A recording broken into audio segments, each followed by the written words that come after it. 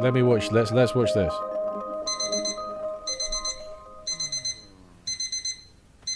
So sorry for context, in case you missed it. This is shared by Rishi Sunak himself, the UK Prime Minister, as a warning. So what does he say? 48 hours to stop a Starmer supermajority.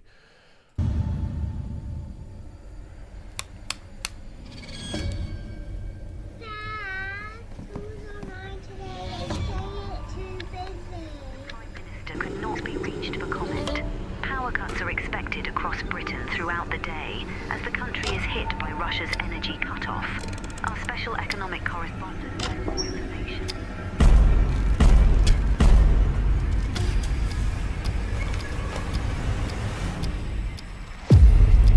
I think we're going to have to cancel the holiday.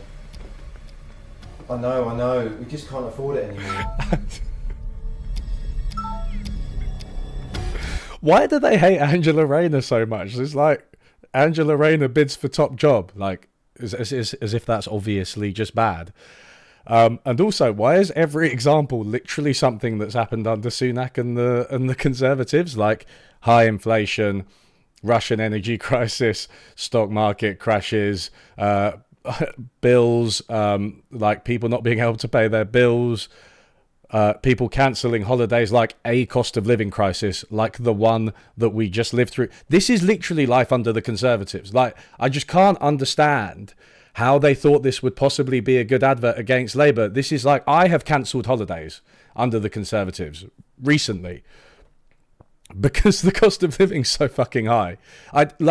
What about this says anything about Labour?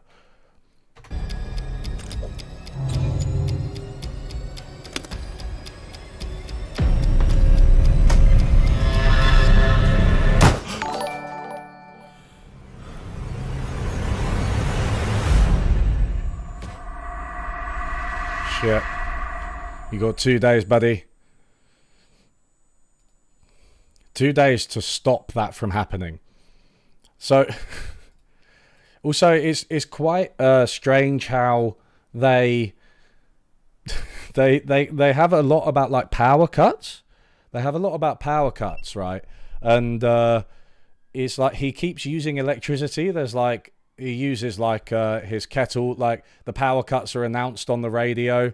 God, it's just some very, very, very bad filmmaking. That the Tories are just, they're so stupid and shit at everything. I know that's not sophisticated political analysis, but it's true. On a basic level, more people equals more economic activity. Exactly this, right? And it's such a fallacy that people are just a drain on the economy. It's like, the economy is people. What are you talking about, right? So, yeah, like, whether it's population in the general sense of, like, birth rates and or migration, right? It's like each person is potentially a productive economic unit. And the more people you get together, the more you tend to have like increasing returns, right? Through division of labor and specialization, you know, horses for courses, the right person for the right job. All of this is, it's not, it shouldn't be that controversial, but everyone's a fucking Thanos lover. And they're like, more people is bad. How long has and Unionist Party been part of their name? Presumably union as in UK, not as in trades union. I think it's always been part of their name, or for a very long time at least. It is funny they are the Conservative and Unionist Party, but they have been for a while.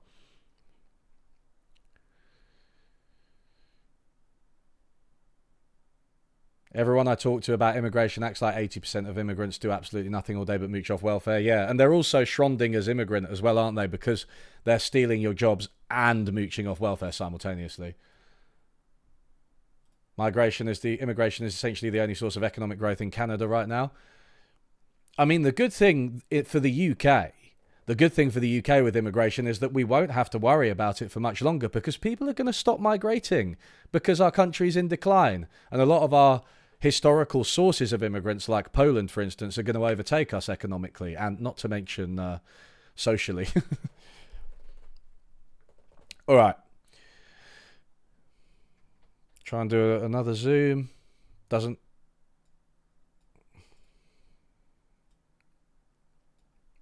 We are restoring our economic stability after COVID in Ukraine. Inflation is down, real wages are up, growth has returned, and we are cutting taxes to give working people financial security.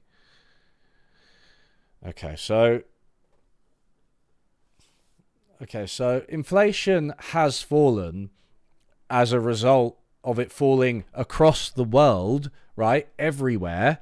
And actually, if you look at the Bank of England forecast for the next 12 months, it's going to go back up, right?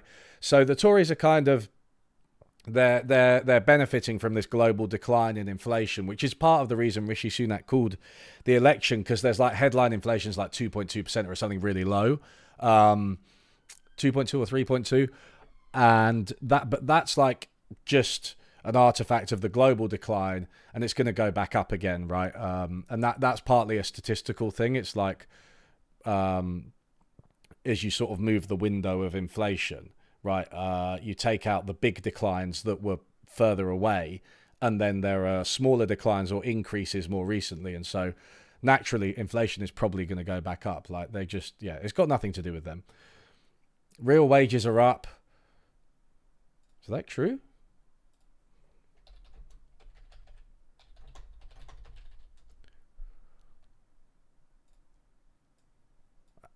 Average weekly earnings in Great Britain, June 2024. ONS. This seems like the type of thing we should be looking at, right?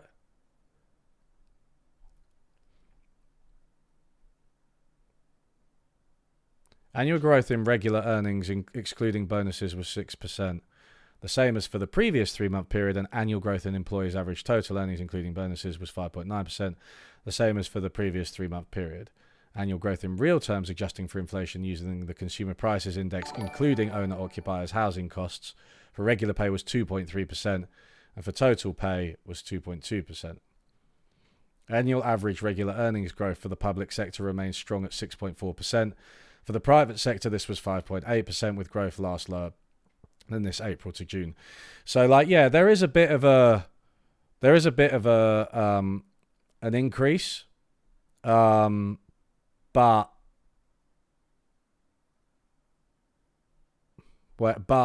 yeah, I mean, you've got to bear in mind we've just been through a cost of living crisis, so there's like a slight increase. And it's also quite weird for the Tories to claim credit for public sector growth, which is like a result of doctors and nurses and teachers and everybody striking. So this is average weekly earnings in Great Britain seasonally adjusted. For both total and peculiar race, so it showed a steady increase over the long term.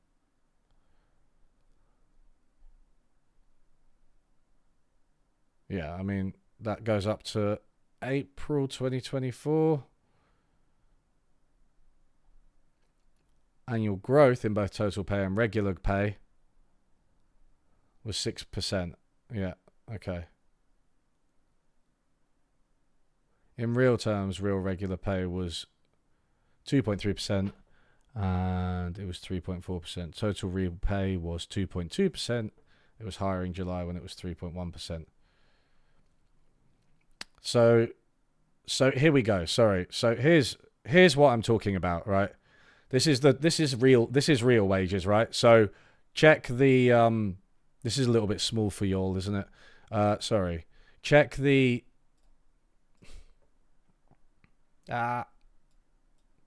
stop trying to do stuff, Windows. It's bad when you try and do stuff, Windows. Just let the user take control.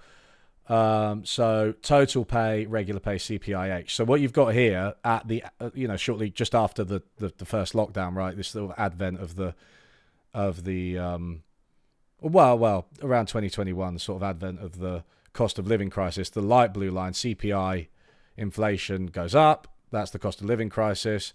And then pay, real, goes down, and now it's coming back up, right? So this is like the rebound. You know what I mean? It's like that's just what happens. Yeah, okay. Real pay went down, and now it's rebounding. Okay, like don't boast about that. What's a real wages are up? I've heard of it, but I thought it was just a fairy tale. Well, it's it's technically statistically true, but like real wages in the UK are roughly the same as they were in like 2010 when the Conservatives first came into power.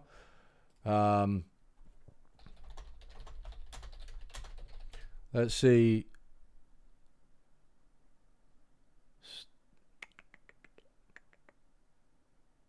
I want to get, let's say, past year. Has grown £16 a week since 2010. A prolonged pay squeeze, only £16 a week higher. Real wage growth has improved. This is Resolution Foundation, right?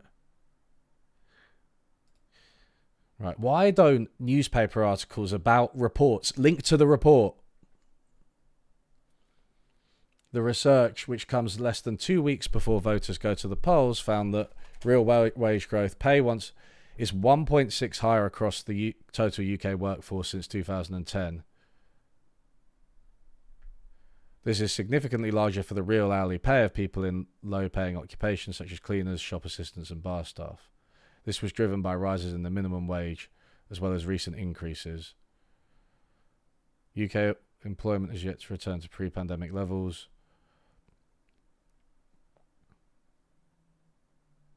Britain's prolonged pay depression has left average earnings just £16 a week higher than they were back in 2010, despite the welcome return of rising real wages in recent months, right? Worryingly, Britain's decades-long jobs boom during the 2010s has also gone bust, with the UK one of only a handful of countries where employment has yet to return to pre-pandemic levels. Yeah, so, you know, relative stagnation overall, maybe small increases in real wages, but like for the median person, not really.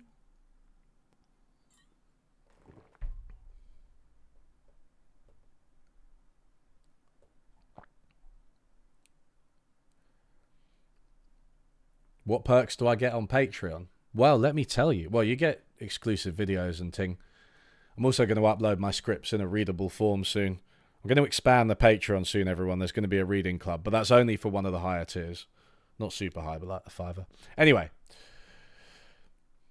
Growth has returned. See, again, this is just like we've just been through a recession and now there is some growth, right? So it's just ridiculous, the rhetoric here.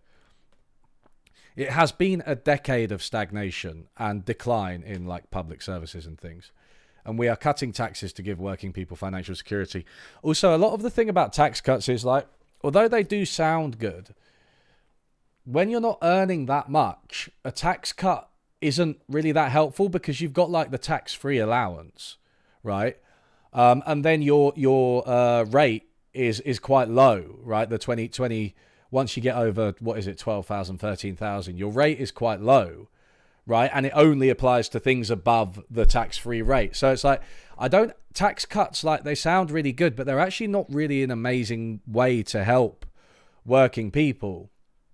In contrast, tax increases that are progressive can actually provide a lot of revenue for the government because they're one of these things that just, it raises a lot of money overall because of the logic of progressive taxation. And that can be put into, the things that people actually need. So, yeah. This did not happen by accident. Yeah, well, it did, really, didn't it? The economy is turning a corner because we built strong economic foundations before the pandemic, and we have stuck to our plan. This is comic genius, this is. What strong economic foundations? We were so badly affected by the pandemic. We weren't prepared in like a health sense, right? There are hospitals fucking collapsing. There are hospitals collapsing anyway, even outside of the pandemic. I mean, physically, as well as schools. What strong economic foundations? Growth has been sclerotic. Oh my God. I like that they just say stuff. I wish I could just say stuff and be a multi-millionaire. The WPB manifesto getting reviewed here. I don't actually know what that is. I'm sorry. 2p off NI, but you can't see a dentist. Fair trade. Yeah, I mean, like, public services are so bad now that I don't actually use them, which is sad. We must stick to this plan and take bold action to secure the future of our nation and society. In the next decade, we'll face challenges to our energy and national security from foreign conflicts, to our border from uncontrolled and illegal migration, to our economy from global shocks, and to our society from those seeking to divide and disempower communities. Okay, so, hey, cognitive dissonance. Uncontrolled and illegal migration, seeking to divide and disempower communities. Hey. Dealing with these challenges requires a clear plan and bold action. We have that plan, and the courage to take the bold steps necessary to build a secure future for you and your family. A future where hard work and doing the right thing is always rewarded. You mean like breaking lockdown rules? You mean like rewarding PPE contracts to your mates and who then fail to do a job, and not just PPE but like fucking everything, the Olympics for instance, NHS contracts, High Speed 2, not punished with higher taxes and hidden green levies, or discouraged with unconstrained welfare. Well, I mean, obviously the welfare state in this country is now far too generous to the recipients.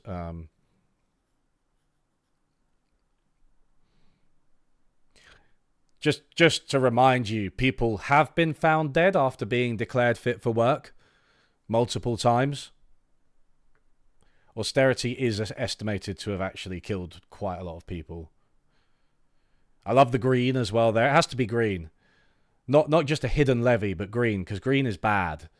Because the environment is bad, but I'm sure they'll have a bit about how important the environment is. A future where aspiration and opportunity are celebrated and young people always get the skills they need to succeed. A future where public services like the NHS serve citizens, not vested interests, and every citizen upholds British values of decency, democracy, and service. National service. A future where national, border, energy and food security are put first, not taken for granted, and immigration is never allowed to run out of control. Okay, so I was kind of okay with the first part of that. They had us in the first half. I was like, okay, fine. Security, and look, national security isn't just a joke, right? Let's not be like completely unpragmatic, unthinking leftists about that. Clearly, there is a role for it and it's important. So that's fine. But then, and immigration is never allowed to run out of control.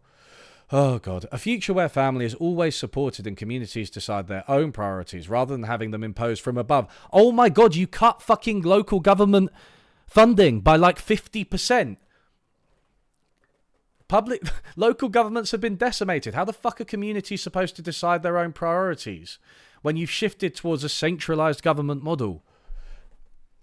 A future where we can have pride in ourselves, in our communities, and in our country. I read that loosely as racism, but I don't know, correct me if I'm wrong. There is only one way to secure that future, and that is to vote Conservative on the 4th of July. We must stick with the plan, a plan that has given 4 million more people the security and purpose of a job. So, I think what that statistic means is that 4 million people have been hired since the Conservatives came to power. I'm not sure what baseline they're using. I'm guessing it might be Rishi Sunak's premiership, because 4 million... I don't know, it could be longer. But yeah, obviously like people have been hired since you got into power. It doesn't necessarily have anything to do with you. Cut taxes for 29 million working people, protected pensioners with the triple lock. I mean, that's the one thing in here that's probably true. They protected the oldies. Delivered more than 2.5 million homes. Man, Jesus Christ. Recruited record numbers of police officers to cut crime by more than 50%. Recruited record numbers of teachers to help our children become the best readers in the West. What? Wait. So, okay, some of this needs a fact check, doesn't it? We've got to fucking...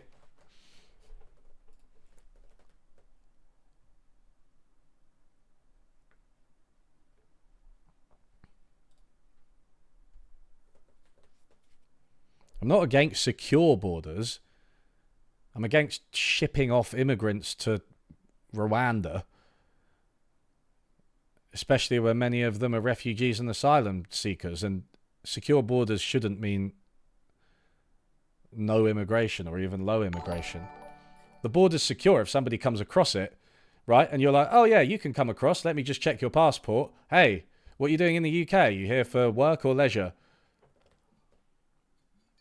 That strikes me as secure. Secure doesn't mean a wall.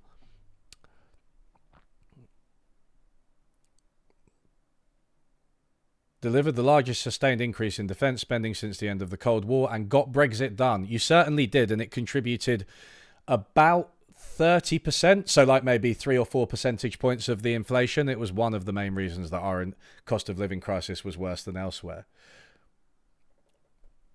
Also been really bad for business, by the way. The alternative way is we go back to square one, to a fragile economy under Labour driven by unfunded spending. Deficits have been very high under the Conservatives, by the way. Higher taxes on working families and debt piling up for future generations to pay off.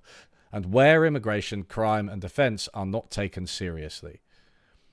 Choose lower immigration, lower taxes and protected pensions. Choose a secure future with the Conservatives. Okay, so I just want to fact check this paragraph because Right, okay. Here we go. So, whoopsie doodle. What am I doing? So, I'm just wondering.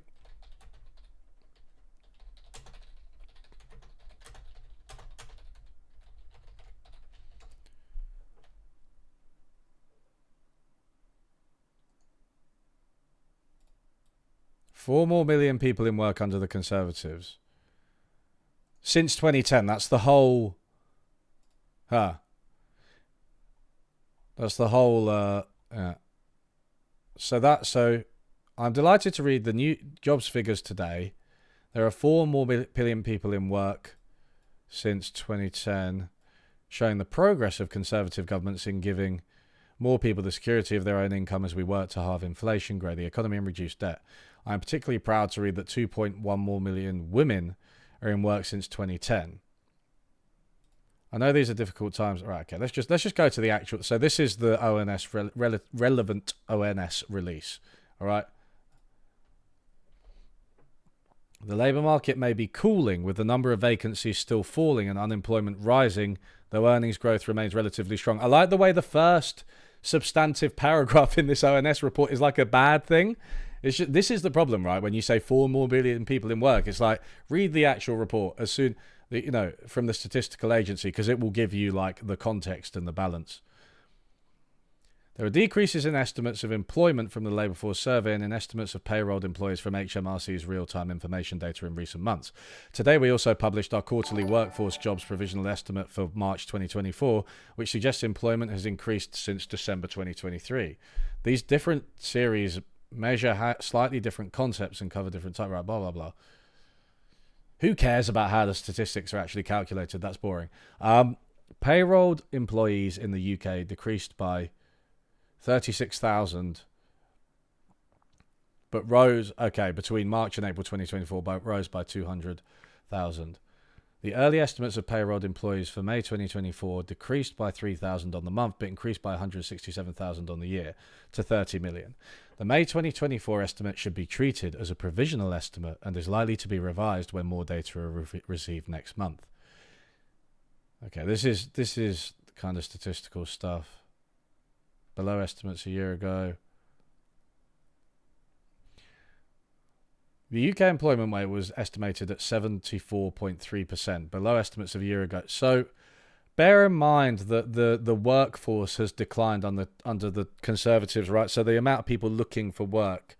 So that's another thing that you want to add to their 4 million more people in work.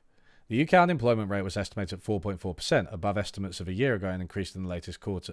You know what I mean? Again, unemployment has risen in the past year.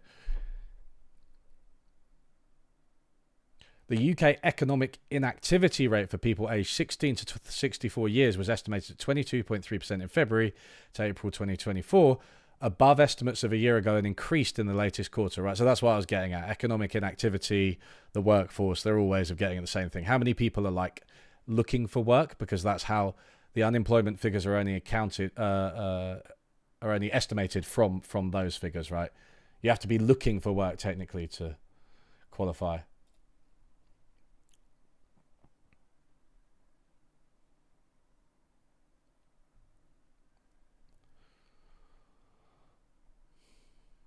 Latest indicators at a glance. So job vacancies. So I mean, look, again, it's just. Can I look at this? Right. So, number of vacancies in the UK. So that's 25. So this is the 2008 financial crisis, right? Woo! And then stagnation, right? Starts to increase around here. We get like something of a recovery. But, it's not exactly high, then it goes bounce, and then it bounces back, and now it's declining, right? I mean, you've got to be careful with this period. This is the pandemic, right? Lockdown, jobs lost, the entire economy shut down, then it kind of comes back. So I would say basically ignore, like, this kind of period, and now it's sort of coming back down. Oh, here's real earnings again, by the way. Oh, this is just the same thing we looked at before. Let's not do that. Payrolled employees. So, obviously, population is growing, right? And so the number of employees is gonna grow. So, like, this is just things go up over time, especially when population is growing. So, like, this is the type of thing the Conservatives are trying to draw attention to. So, wait a second. So, that's 2015. So, that doesn't... I'm trying to figure out where they actually got this 4 million figure from. It can't be from here. It can't be from payrolled employees because that finishes at 2014 and their starting point was... Maybe it's this. Employment in the UK, right? UK employment rate.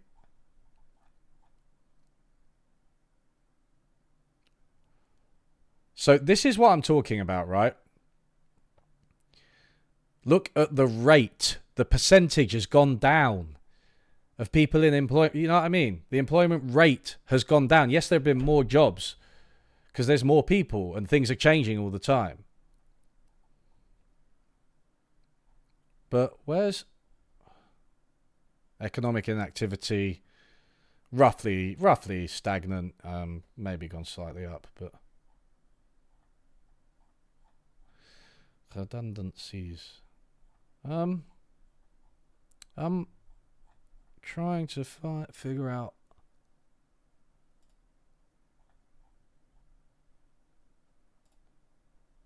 employment rate. Why does that look different to that?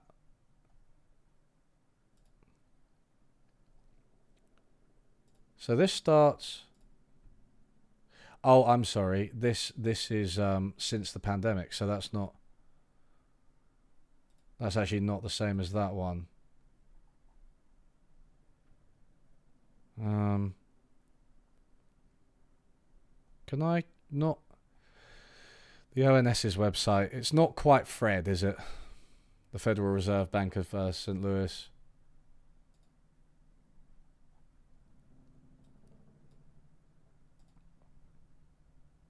No, that's not going to help us. Okay, so I'm slightly... Because these only go back to 2020, so...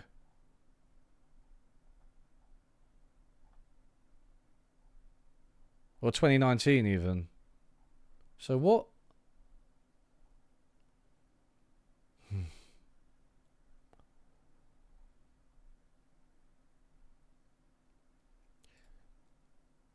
Four more million people in work.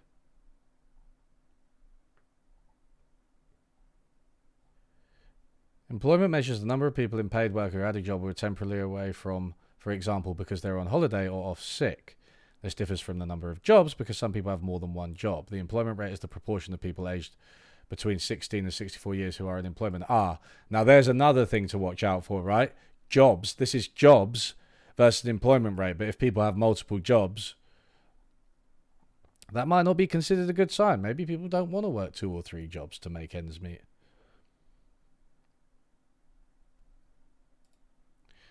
Yeah. Right, okay, so... Labour market data. Let's go back over this because inactivity rate. Payrolled employees. It's got to be this, right?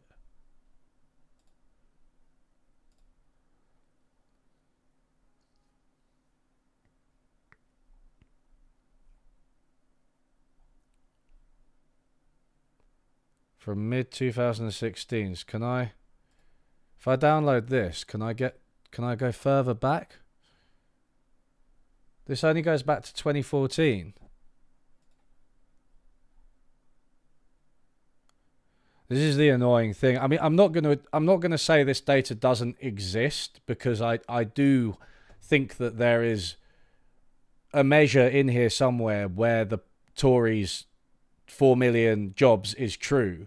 I'm not saying that's the most important statistic. I'm just saying I do think that exists, but it's just that when you get these statistical claims and then they link to an entire ONS bulletin, like, look how much information is in here, right? Look how many different things you've got to grapple with. You've got to grapple with, like, who's looking for work, who's not looking for work, how many different jobs do people have, right? How well paid are those jobs? How are real wages looking? So it's just, I'm not going to keep looking for this 4 million number. I'm not going to say it doesn't exist at all. But it's just, as somebody in chat said, like, it's so complicated, right? That it's just, those kind of headline figures are just nonsense. I mean, George Osborne does this as well. He's like, however many more people in employment under the Tories. And here's the thing, right? There's this report by James Medway, Joe Michelle, Rob Calvert, maybe, and someone else about austerity. And basically, it's put the UK into like a kind of low productivity service employment. So you've got, like, the canonical example would be like Deliveroo, right? You've got a lot of delivery drivers, right? And they are employed, but they're not good jobs. So employment did kind of rise, but you've got this like low wage service economy, as opposed to, like, you know, a service economy where the tech sector's doing really well and you've got rising productivity or something like that, right? So we've kind of shifted towards that, and there is actually relatively high employment. So that's not in dispute, but that doesn't mean it's good, right? What else have they claimed? Cut taxes. I mean, it's just, as we all know, it takes an order of magnitude more, right, to refute this bullshit than to generate it. Oh.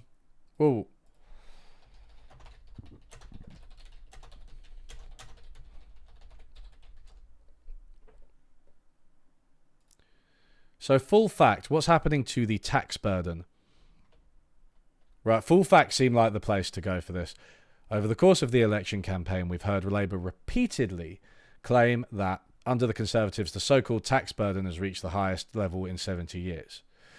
The Conservatives, meanwhile, have acknowledged that the tax burden, which refers to tax revenue as a percentage of gross domestic product, is high, but have argued that it's not the case for low and middle income earners.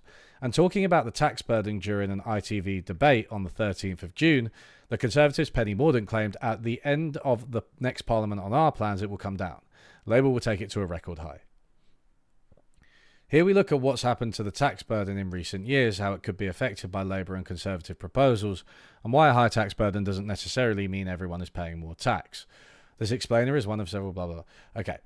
Why the tax burden is high by historical standards. Several Labour figures claim that the tax burden is the highest in 70 years. According to the OBR, this was the case in 22-23 when the tax burden reached 36.3%, the highest level since 1949, when it was at 36.9%, and the second highest since records began in 1948, when the tax burden was 37.2%. It's since fallen slightly to 36.1%, but current OBR forecasts, which are based on existing government plans, show the tax burden is expected to increase in the next 5 years, reaching 37.1% in 28-29. That would be the second highest level on record. Okay. So tax is a percentage on GDP, which is fine, but it doesn't tell us about the composition, right? Who's paying the tax?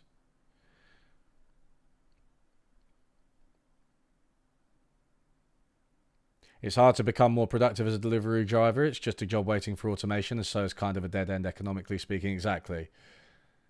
If you increase employment rate with bullshit jobs or inefficient jobs, it's actually worse than the lower employment rate. Yeah. I mean, I'm not sure I'd 100% agree with that in the sort of, the only thing worse than being exploited is not being exploited, right? I think a lot of workers who work crap jobs are like, yeah, I know it's crap and I want better, but I've got to work, so I guess it is better than being unemployed. But as a macroeconomic phenomenon, as a political choice, I obviously agree with you. The main parties have now outlined their plans for the next parliament. Labour is committed not to increase national insurance, VAT, income tax rates, or the main rate of corporation tax. Well, that was fucking stupid, wasn't it? Jesus. 1.2 billion over the next parliament by increasing the windfall tax on oil and gas companies.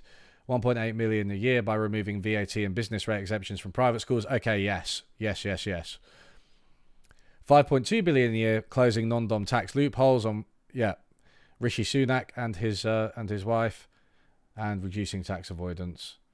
The carried interest rate tax loophole. I'm not clued up on that. Is that to do with mortgages? Is that like the mortgage tax deduction in the US? 40 million increasing stamp duty on purchase of residential property by non-UK residents by 1%. Sorry. The Conservatives are proposing a number of tax decreases which they say will cost 17.2 billion a year by the end of the next parliament. The largest of these is their pledge to reduce employee national insurance contributions by a further 2 percentage points by April 2027, which they say will cost 10.3 billion per year by 2029-30. They have also committed to abolishing self-employed NICs, which they say is worth 2.6 billion a year by 2029-30, increasing the personal allowance for pensioners 2.4 billion a year, abolishing stamp duty for first-time buyers, and reforming the high-income child benefit charge. I mean, that sounds that sounds like it could be sensible. I feel like the one thing that like a lot of people are coming to see, which is good, is like the role of child benefits and like childcare in general. I feel like even the Conservatives and like some right wingers are getting this idea that, yeah, like if you want like people to be able to have children, you actually have to support them economically. And that has obviously positive knock-on effects on the economy. Now, obviously, when the right do it, there are some kind of like pseudo-fascist overtones about the birth rate and being replaced or whatever. But yeah, I think it's a good policy overall. The Conservatives have also pledged to reduce tax avoidance and evasion, which they claim will raise 6 billion a year by 2029-30. The Manifesto commits to not increasing VAT, income tax rates, corporation tax, capital gains tax, or stamp duty, or introducing any new taxes. So Labour will increase the tax burden. Okay, of course. That makes sense to me. But both of them are going to increase the tax burden. Labour will just do it more. A slightly higher rate for Labour. Yeah. What does this mean for working people? So this is what we were going to get. In my eye, the Lib Dems are the best party from a policy perspective. Yeah, I agree with you based on what I've seen so far. Claims about the tax burden are often framed around the impact on workers. For example, in last week's ITV debate, Labour Deputy Leader Angela Rayner claimed that working people have the highest tax burden under the Tories. But the tax burden takes into account all tax revenue by the government. This includes direct taxes like income tax, employee national insurance contributions, and council tax, but also indirect taxes like VAT or fuel duty, as well as those paid by businesses like corporation tax. Both the IFS and the Resolution Foundation think tanks have pointed out in recent months that the effective personal tax rate for the average earner or typical employee is currently the lowest since 1975. Okay, so it has gone down. Since 2021, ongoing freezes to the threshold at which people began paying national insurance contributions and income tax have increased people's taxable income in what's known as fiscal drag, which someone in chat just mentioned. But prior to that, these thresholds had increased above the rate of inflation under the Conservatives, and for the average earner, recent reductions in the main rate of national insurance contributions have offset the impact of the ongoing freezes. The Resolution Foundation forecast that over the next few years, The effective personal tax rate for the average earner will increase slightly from the current rate but will remain low by historical records. However, as we've previously explained, taxes are increasing for some people, most notably pensioners who have been impacted by the income tax threshold freeze but don't benefit from the NIC's reduction, and people on higher incomes. Overall, the net revenue raised from personal tax is expected to increase by $20 billion a year per year by 29. Okay, so I think they are correct that the lowest income tax rates have fallen, by historical standards for lower income people.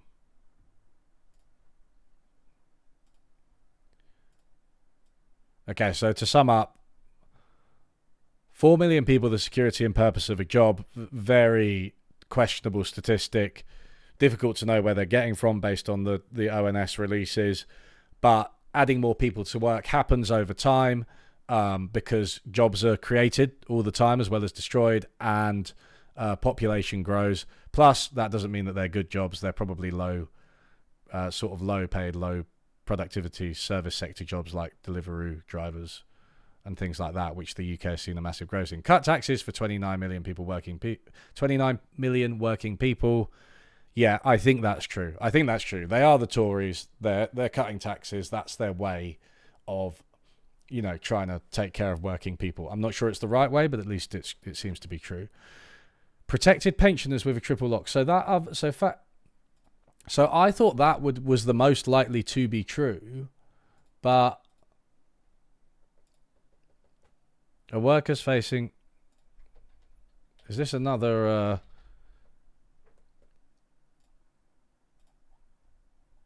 So this is another full fact article. A workers facing record tax bills.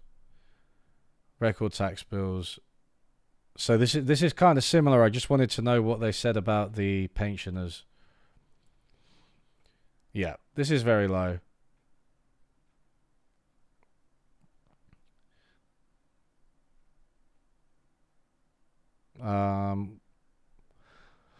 Changes to income tax and national insurance over the course of this parliament have resulted in savings for people earning between $26,000 and $60,000 this year. But those earning less or more than this are set to pay more tax. As for them, the national insurance reductions do not offset the impact of the threshold freezes. Okay, right. Over the course of this parliament, so that's Rishi Sunak's. So Rishi Sunak's government in particular have not. The highest earners and pensioners are paying more tax as a result of the government's changes, and overall the net amount of revenue the government receives from personal tax is set to increase further by a net $20 billion by 28 to 29.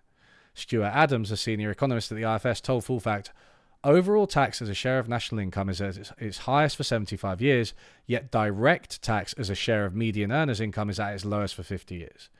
There are lots of reasons those measures can differ: indirect and business taxes, trends in employment, taxes on pensioners and other non-workers, and so on. But one important reason is that we get more tax from those on higher income nowadays, a trend that has continued under the Conservatives. Let me just see that they didn't... Yeah, I just think it's a case that pensioners have started to pay more tax and they haven't benefited from other tax decreases. So I'm not sure if they're protecting pensioners, and maybe this is even in question. I mean, the point is, like, the tax changes are extremely complicated, and you can often spin them in certain ways. It does seem that, generally speaking, the tax burden for the average person is quite low by historical standards, but pensioners have been adversely affected, and under the current parliament, under Rishi Sunak's government, there has been a bit of a squeeze on people on very low incomes. So, cut crime, right? Are we just going to be reading Full Fact today? I get that. Is this going to be like one of those things where people, of course, yep, it is Full Fact, where people just read into like the fluctuations of a time series? Corporation tax and unrealized CGT. Yeah, I mean, I'm up for increasing CGT. I think you can, with unrealized gains, I feel like maybe for the very, very wealthy. Yeah, with unrealized gains that they haven't. That's like when they're holding the money, right, in like the sort of Elon Musk type wealth, that's defined by stock values, and they say they don't have it, but then they can use it as collateral to buy Twitter. And there's a proposal by Sayers and Zuckman, right, who say for billionaires only, you could sort of tax their unrealized gains, like as a kind of one-off. Which I'm not mad at it. I'm not mad at it. But generally, I wouldn't tax unrealized capital gains. I'd tax realized capital gains at, roughly the same rate as income tax. Just treat it as income. When you make a gain on a stock, an investment, then you pay tax on it. Simple. Well, why would I talk about the US? This is a stream about the UK elections. In recent weeks, the Prime Minister Rishi Sunak has repeatedly claimed, both in and out of Parliament, that crime or overall crime has fallen by around 50% since the Conservative Party took office in 2010. The Policing Minister Chris Philp also made a similar claim about overall crime on Sky News. These claims are based on crime survey data for England and Wales, which does not include fraud and computer misuse offences. Because the... Lies, damned lies and statistics. That's what I should rename this stream as. Because the way the data is collected changed in 2015, we don't have comparable data going back to 2010 for all crime, including fraud and computer misuse. But the crime data survey data does show fraud and computer misuse accounted for around 4.4 million of 9 million total offences in 2022, while other sources suggest there's been a rise in fraud in recent years. A Home Office spokesperson told Full Fact that because fraud and computer misuse only began to be included in the crime survey in 2015, it is necessary to exclude those offences when making longer-term comparisons, and said, "We have made it clear the figure used to show the reduction in crime excludes fraud and computer misuse." But you don't know what those were before 2015. Oh my God. However, while ministers have previously quoted the crime figures with appropriate context, as have Conservative Party graphics shared recently on Twitter, this has not always been the case, as the examples listed above show. We've contacted Downing Street about Mr. Sunak's comments, but did not receive a response. Selective or misleading use of official information without appropriate context and caveats can damage public trust in both official information and politicians. Ministers should use official information transparently and with all relevant context and caveats when a claim is first made, and quickly rectify oversights when they occur. So, total crime.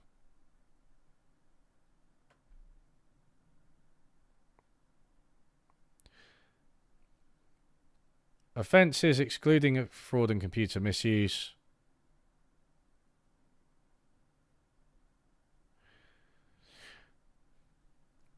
So, I mean, obviously, right, you've got normal crime, and then computer and fraud and computer misuse starts to be measured around 2017. Yeah. I thought they said 2015 earlier. Whatever. The correct conclusion from a graph like this, where the measure changes halfway through, and like there's not really a noticeable difference, is that you don't know. You just don't know. And there doesn't seem to be an attempt to adjust or do a sort of retroactive estimation.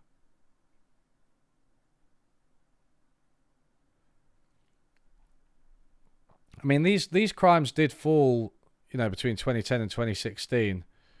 Crime data are pretty fraught anyway. Like, they're so dodgy, even excluding this specific problem about fraud. We don't have comparable data yet.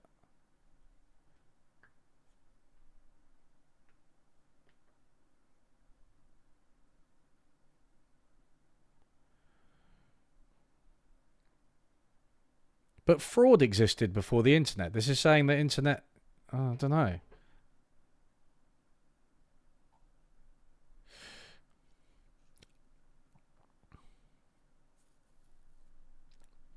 If fraud and misuse are counted in total crime as they should be, total crime in fact increased by 14% between the year ending September 2019 and the year ending September 21. Yeah, why is that one missing? Is that just the pandemic?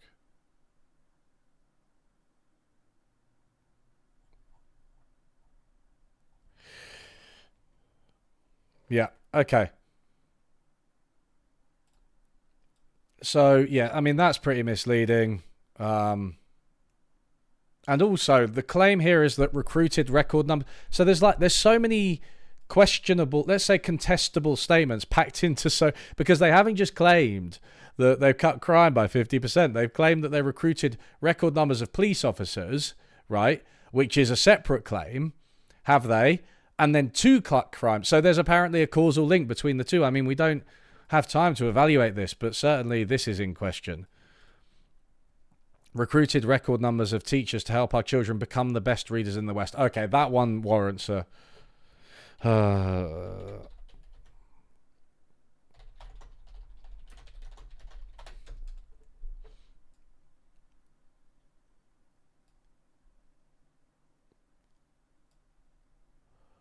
Whoops.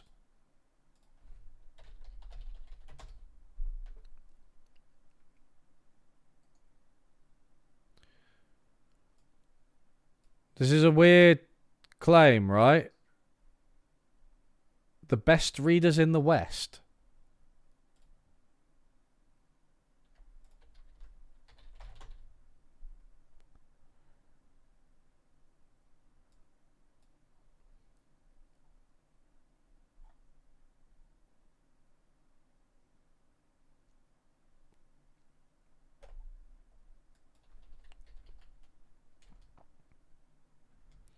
So, thanks to Michael Gove's reforms, a generation of inspiring teachers, English school children are not just the best readers in the UK, they are the best in the Western world.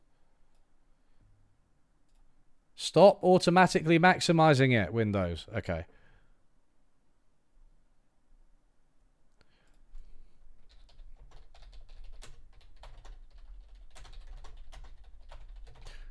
It's quite like, so again, as a, children in England ranked 4th globally for reading. Okay, all right. Primary school children in England have been ranked 4th in the international rankings for reading. 8th to top 5. Based on tests taken every 5 years, the study places countries in the global education league table. The PIRLS tests are taken by 9 and 10-year-olds, normally year 5 pupils in England, at the end of the school year. The 2021 testing round assessed nearly 400,000 pupils in 57 countries, but 14 of those, including Northern Ireland and the Republic of Ireland, delayed testing to the start of the next school year because of disruption caused by the COVID pandemic. The International Association for the Evaluation of Educational Achievement, which runs the study, said direct comparisons with those 14 countries should be made with great care. Okay. God, it's just like, I was literally ready. I was about to say, they're actually honest about this one. And then the context comes. Difficult to compare because it was done during the pandemic.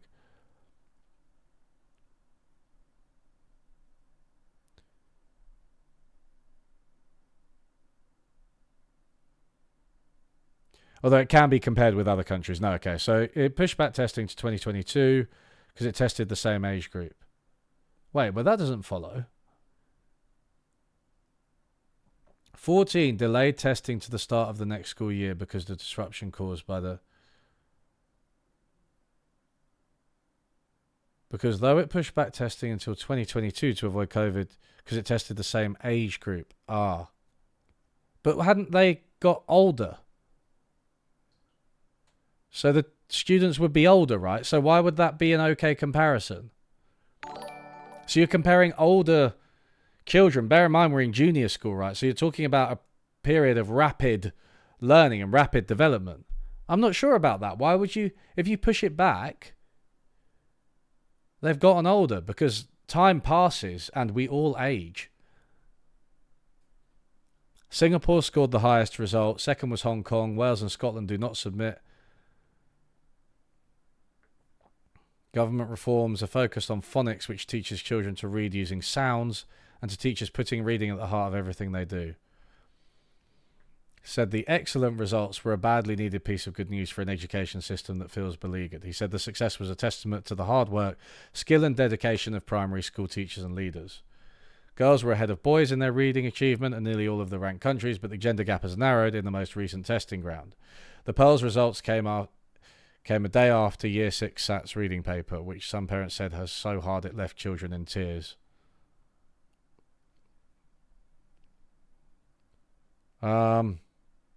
Last year's SAT results showed overall standards in reading, writing and maths had slipped among Year 6 pupils in England since the pandemic, though individual subject results show reading increased levels slightly, with 74% of pupils meeting the expected standard, up from 73% in 2019. By 2030, the government wants 90% of children leaving primary school to reach the expected standards in reading. So, for this claim, help our children become the best readers in the West. Yeah, I mean, it's not the most egregiously dishonest claim on the...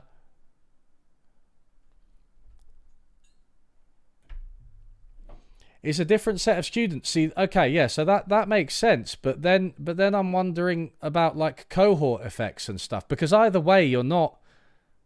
It's the same age group, right? Yeah. So then it's a different cohort, and I'm just thinking about cohort effects, right? Because they're a known thing in any study of like school-based outcomes. So. I don't know. I mean, if the IEA, the Institute for Education, says that it's fine, maybe it's fine. So I don't think this is the most egregious claim on there. But readers, that's one test. This is like, you should always be careful. I'm still not entirely convinced, but you should always be careful anyway when it's like reading specifically, because it's like, okay, we might do really well in reading, but then we might not do that well in maths or science. You know what I mean? Different countries do tend to excel at different things, and it's not clear that one's necessarily better.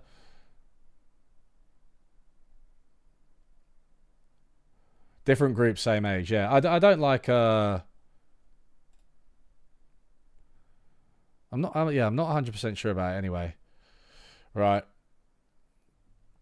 I mean, I'm already quite tired of this manifesto, but.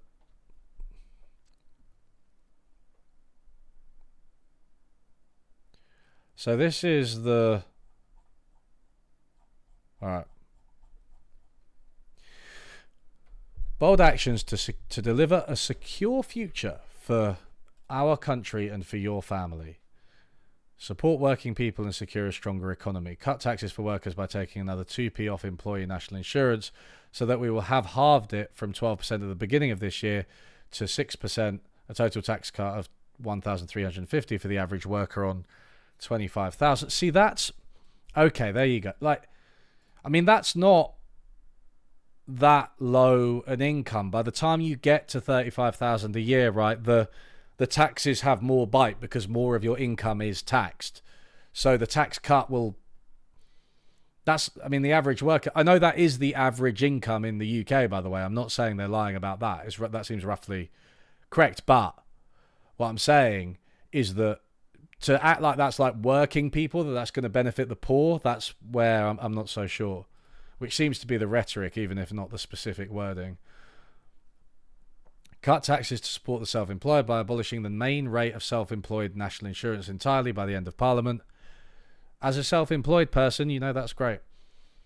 Cut taxes for pensioners with the new Triple Lock Plus, guaranteeing that both state pension and the tax-free allowance for pensioners always rise with the highest of inflation.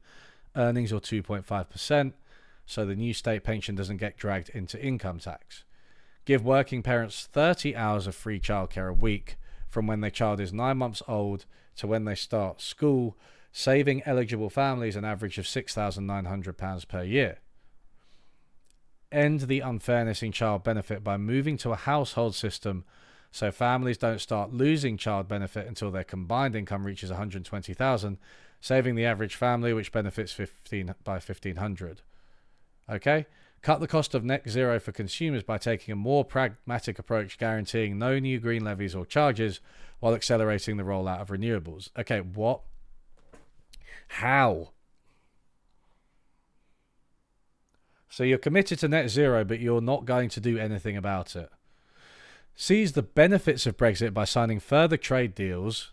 So by getting back to where we would have been without Brexit, that's great. Speeding up infrastructure and unblocking 100,000 new homes. You literally failed to build High Speed 2, the only major infrastructure project that you had. Cutting red tape for businesses and creating new fishing opportunities. So obviously Brexit has created red tape for businesses, because especially import and export oriented ones, because it's so much more difficult.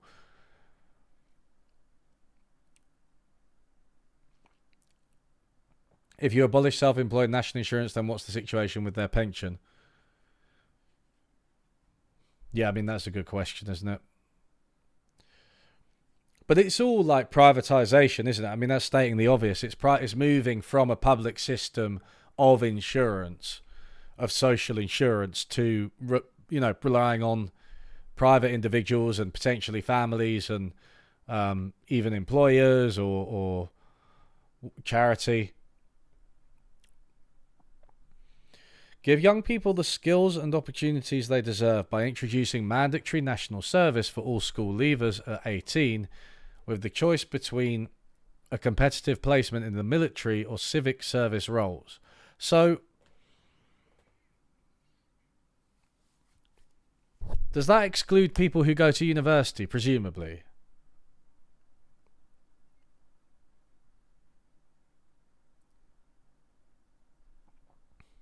Fund 100,000 high-quality apprenticeships for young people, paid for by curbing the number of poor-quality university degrees that leave young people worse off.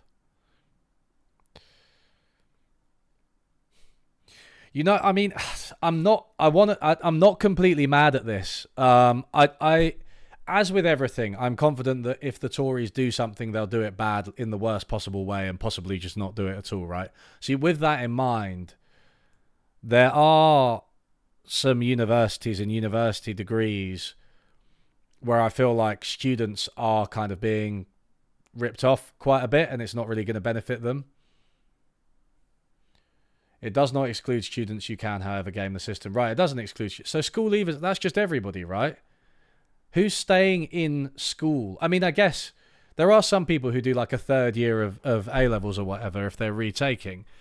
But that's basically everyone, right? Doing national service.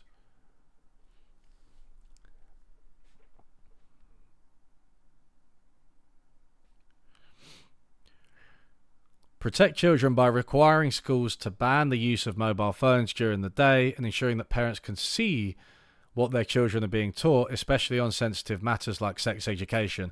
Oh, good. Let's follow the US and let the fucking Christian nutters determine what their children see. Don't teach them about sex, and then they are forced to have an abortion, which they can't have, by the way. Transform 16 to 19 education by introducing the Advanced British Standard, enabling young people to receive a broader education and removing the artificial divide between academic and technical learning.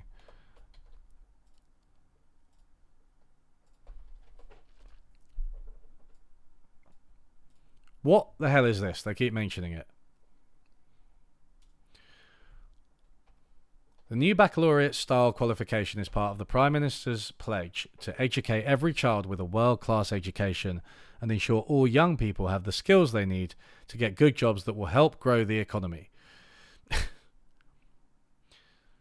just spoilerplate, isn't it? So much of it is I remember, like, when I was younger, I would have thought that reading, like, a party election manifesto is a really serious undertaking, like it's a really serious document, but it is literally just full of, like, boilerplate crap.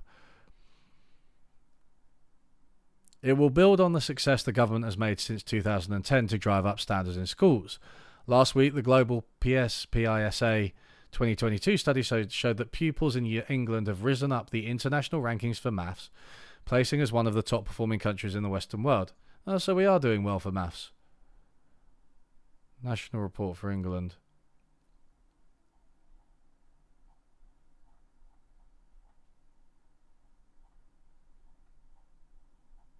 Where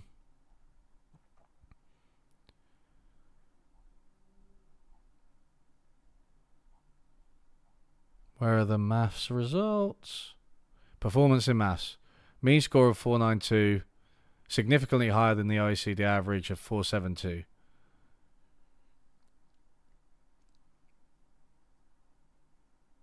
The gap between England's highest and lowest achieving pupils of 252 score points was significantly above the OECD average of 235 score points and has increased since 2018, largely due to the significant decrease in the scores of low achieving pupils. Oh.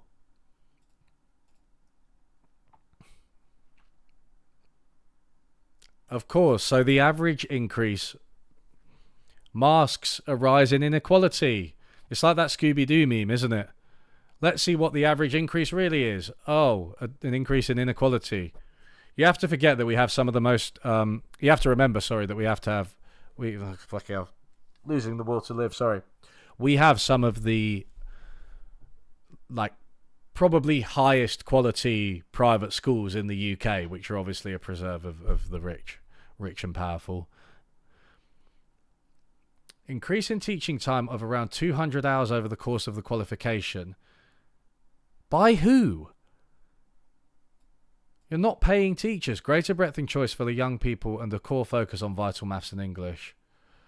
I mean, it's a narrowing, right? This is what it is. So again, so maths and English, I mean, fine, like, good. I'm glad that those things are increasing in and of themselves, and clearly teachers in the UK and everywhere work very hard, but it's a narrowing, right? It's the 3 R's, reading, writing and arithmetic. It's that kind of old style conservative narrow education, and there's less on anything like the humanities or critical thinking.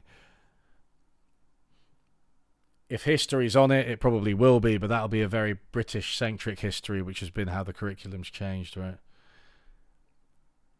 A-levels and T-levels, retaining their rigour and focusing on building knowledge, increasing teaching time. Education is the closest thing we have to a silver bullet to transform life chances. I mean, risen up the international league will end the artificial divide between academic and technical education. I mean, have I missed this?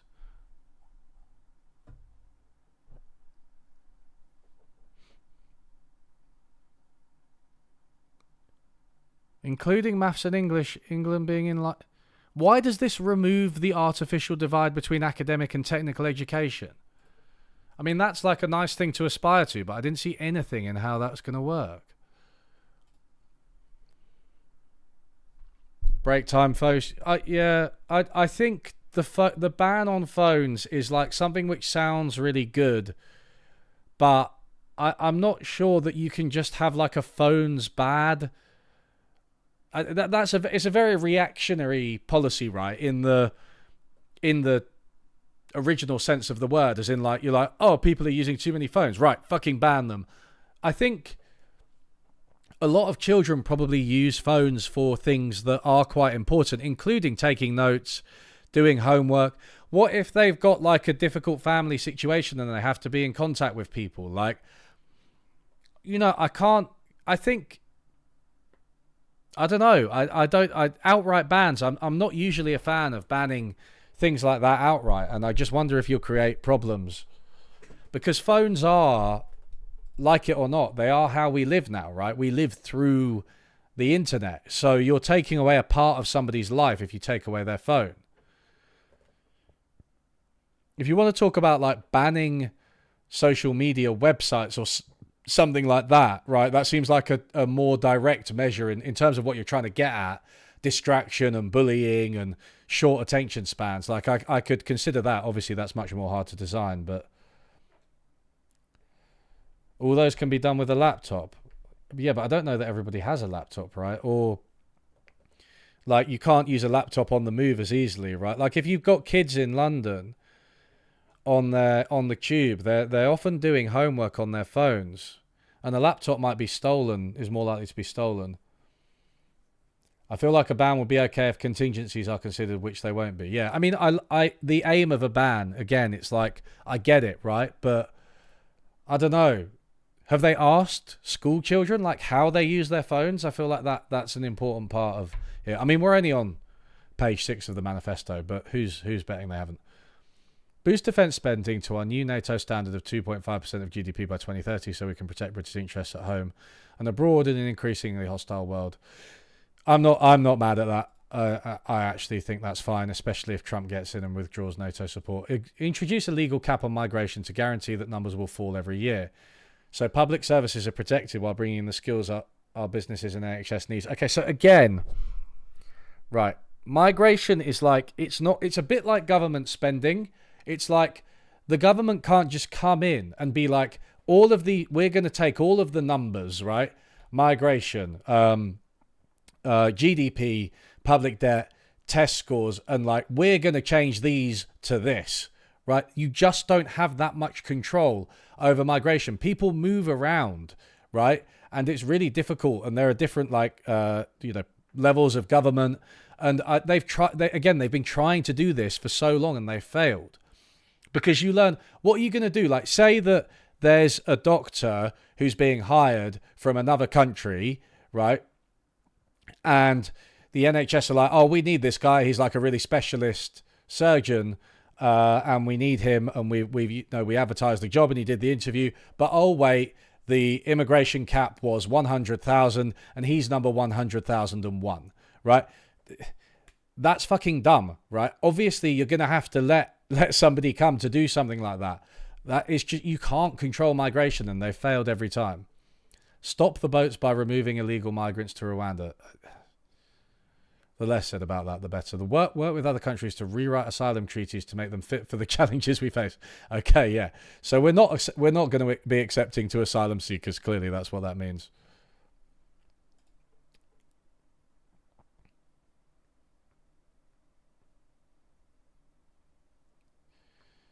No mention of RAAC and crumbling schools. No, what's RAAC though? In my sister's school in Netherlands, the reaction was the same. Initial resistance, but afterwards the students actually started to like it. I'm undecided on the smartphone ban. Certainly, if I were a teacher, I can imagine being fucking infuriated by people being on their phones in my class. Like, I would have a phone bucket at the start of class, right? But I thought even that is different to just banning them from schools. Do you know what I mean? There's more flexibility in that. Increase NHS spending above inflation every year, recruiting 92,000 more nurses and 28,000 more doctors, driving up productivity in the NHS and moving care closer to people's homes through pharmacy first, new and modernised GP strategies, and more community diagnostic centres. Protect female-only spaces and competitiveness in sport by making clear that sex means biological sex in the Equality Act.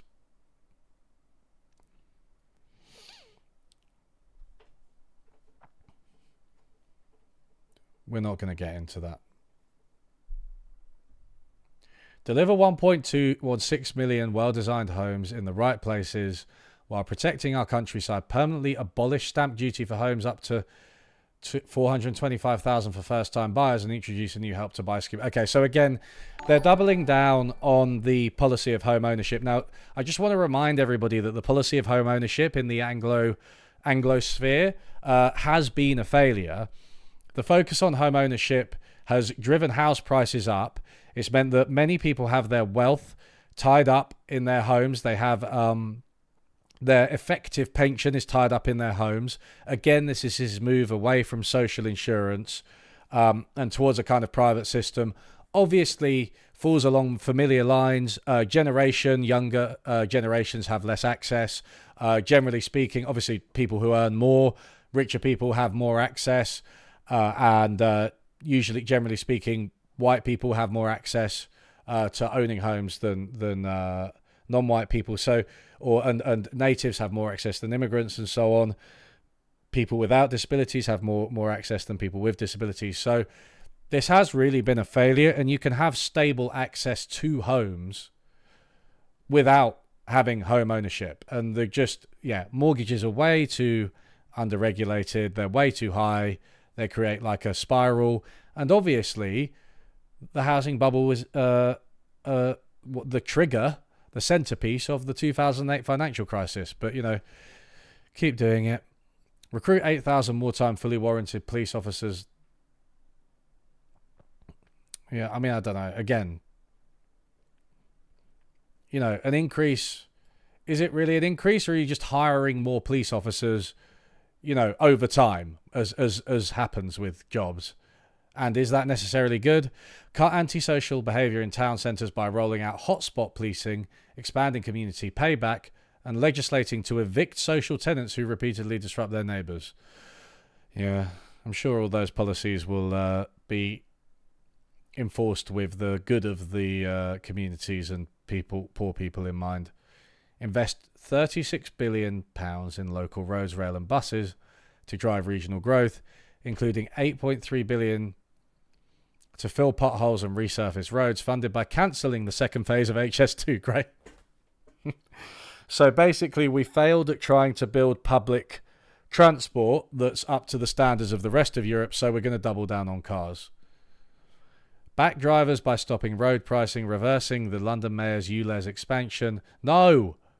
And applying local referendums to new 20 miles per hour zones and low traffic neighbourhoods. Local referendums, Jesus Christ. Champion our rural communities by backing farmers with a legal target and additional investment for food security and protecting our best agricultural land from solar farms. Continue to invest directly invest in communities across Scotland, Wales and Northern Ireland, protect the UK's internal market and the integrity of our United Kingdom. It's weird how they want to protect the internal market but didn't want to generalise it to the EU. Evict social tenants to where? Well, look, if you evict the social tenants who are causing trouble, they'll stop causing trouble, they'll get a job, they'll buy one of the new homes using the right to buy scheme, and then they'll grow up and vote Conservative. It's a foolproof plan, Crystal. I don't know why you can't see it. So yeah, they're expanding like stop and frisk type stuff. They're sort of doubling down on cars. You can see that here, so that they're abandoning net zero, right, effectively. They said no new net zero levies, abandoning high speed 2, doubling down on cars, expanded policing, expanding powers for police as well as numbers, doubling down on home ownership.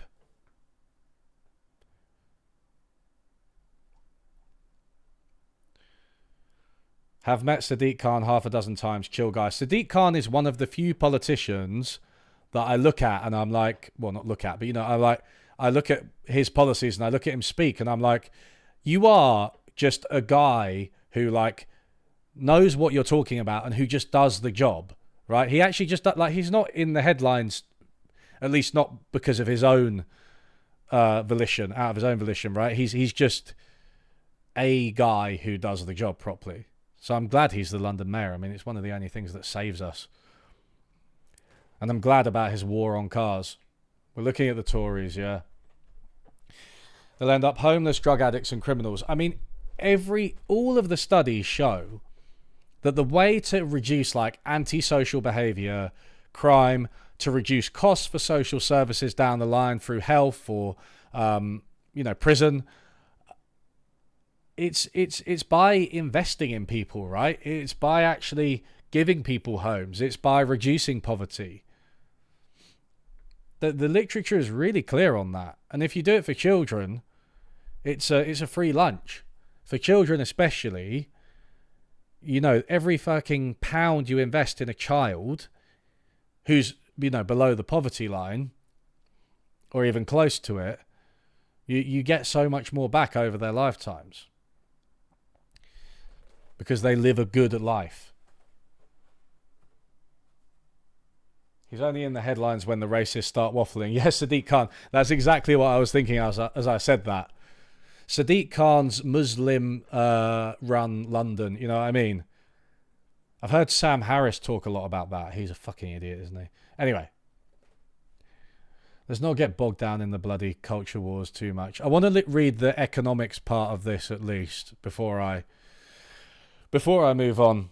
Then we'll move on to Labour, because ultimately, you know, it's kind of funny to look at this when knowing the Conservatives aren't going to be in power. But in 2010, we inherited an economy in tatters, with Labour themselves admitting themselves there was no money. Okay, so what actually happened was that is kind of true in that there was a global financial crisis, right? And Labour got things wrong. But the Conservatives were calling for financial deregulation in 2006. They were calling to match Labour's spending plans. The deficit wasn't even that high by historical standards. It was obviously a result of the Great Recession. Labour had put together a stimulus package, and growth was actually high. You know, a recovery was on the way, and the deficit was falling. And then the Conservatives did austerity. The admitting themselves there was no money was a joke, guys. God, so oversensitive. Can't you even take a joke? We have faced 3 generational global economic challenges. The aftermath of the financial crisis. Wait, so you're... That's fucking hell. That is double speak. That was in 2008. And then, so when it's Labour, it's their fault, even though that was before you inherited the economy 2 years before and recovery was on the way, you're then able not only to blame Labour for the problems caused by the financial crisis, but blame the financial crisis, not the Conservatives, for the lingering problems after that. Oh my God, that is such doublespeak. A global pandemic and the biggest energy shock since the 1970s. Okay, so obviously the pandemic wasn't the Conservatives' fault, but our health system wasn't prepared and they completely mismanaged it. Boris Johnson was out shaking hands with people and then got COVID when he should have been fucking locking down. He did it too late. They mishandled the PPE equipment. They mishandled the capacity of the NHS. They've been fighting tooth and nail against any gains for doctors and nurses since then. It was all extremely corrupt. Their communication was dreadful during the pandemic. Nobody knew what the rules were. And they went back and forth, and we got the sort of worst of both worlds, right? With like the third lockdown was just like done out of panic because they just taken their foot off the gas. So yeah, it wasn't your fault that it happened, but it was your fault that it was as bad as it was. There were tens of thousands of avoidable deaths. Not to mention other outcomes, economic output. The biggest energy shock since the 1970s. Again, you know, the Conservatives didn't invade Ukraine, but... So, there was this report from Carbon Brief. I'll show it to you. This is just, you know, clearly any crisis, any economic fluctuation interacts with the economy.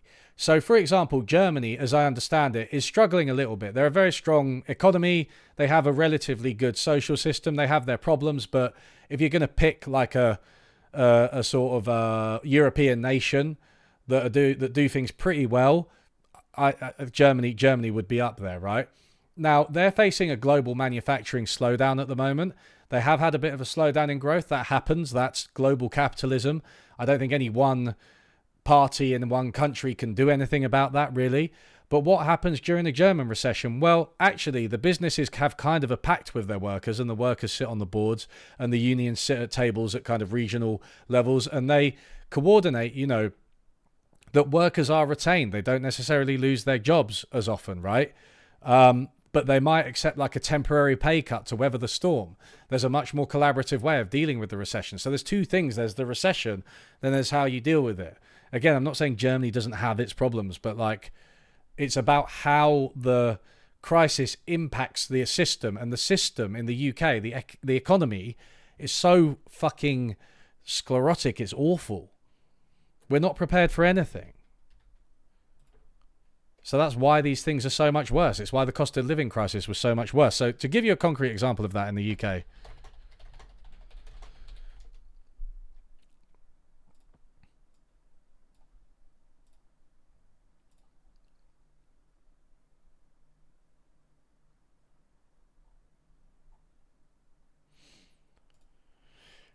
We got fucked because we privatized energy and don't have enough energy security. So this is more directly true than even you think. So as a general point, I agree with you. We didn't prioritize energy security.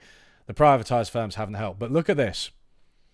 Cutting the green crap has added 2.5 billion to UK energy bills. Energy bills in the UK are nearly 2.5 billion pounds higher than they would have been if climate policies had not been scrapped over the past decade, Carbon Brief analysis shows. The changes included gutting energy efficiency subsidies, effectively banning onshore wind in England, and scrapping the zero carbon home standard. They were... Oh, thanks for the donation. Will you look at the smaller parties too? My party, the Workers' Party of Britain, has economic sections with a combination of radical social democratic and investment-led growth, etc. Well, maybe we will take a look at that, Dominic. Thank you for the thing. Let me search it so I don't... I've got so many windows open.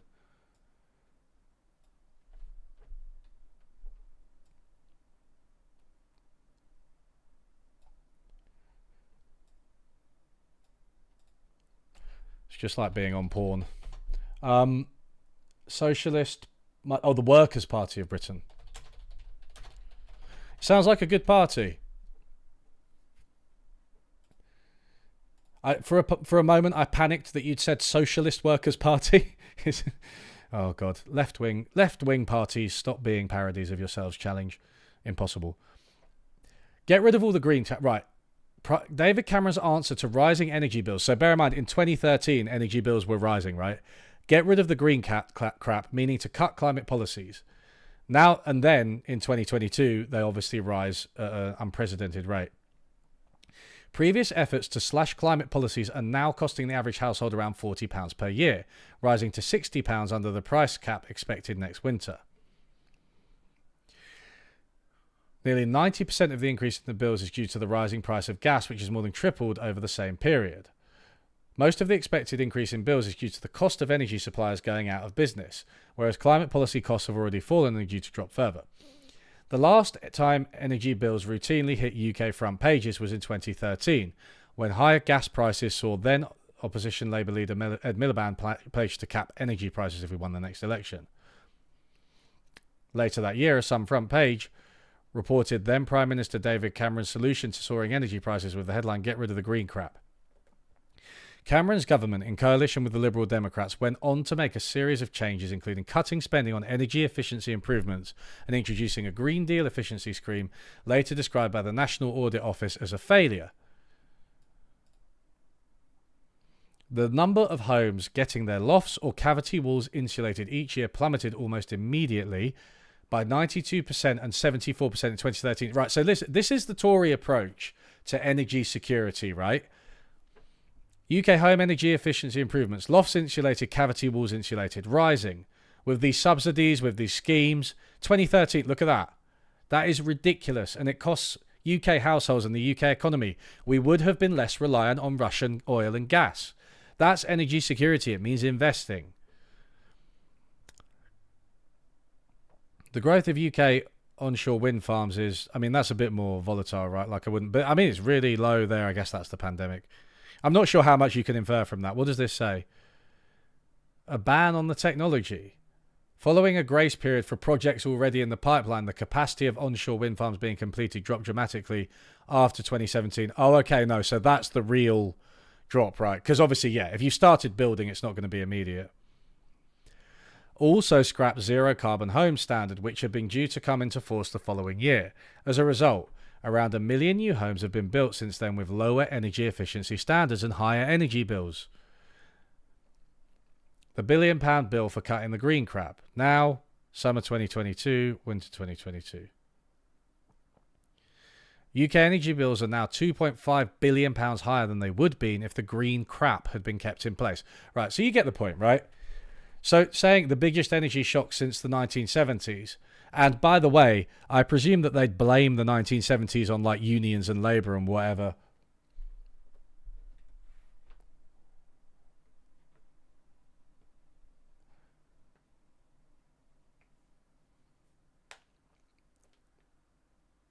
It basically allowed NIMBYs to block every new wind farm. I mean, our country is built around allowing NIMBYs to block literally everything. That's why we can't build anything. It's like the worst planning system ever fucking invented.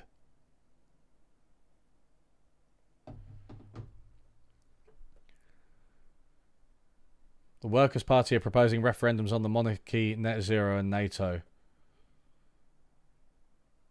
I'm not sure about more referendums. I think we're really bad at referendums, no matter what they are.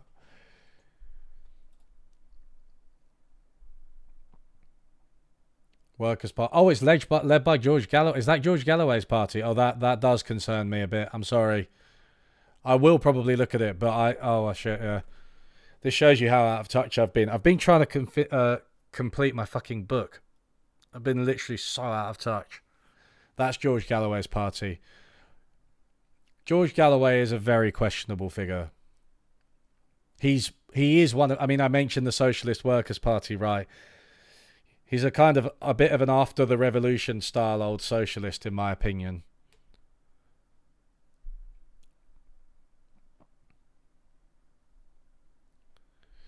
Against this backdrop, since 2010, the UK has had the third highest growth rate in the G7. We have created 4 more million jobs, there it is again, cut taxes for working people and pensioners, and repaired the public finances. The UK economy is now growing faster than Germany, France, Italy and the United States. Real wages have been rising for nearly a year. Inflation has fallen from 11.1% to 2.3%, lower than in Europe and the US. And debt as a share of GDP is forecast to start falling next year. The plan we set out last year to halve inflation, grow the economy and reduce debt is working.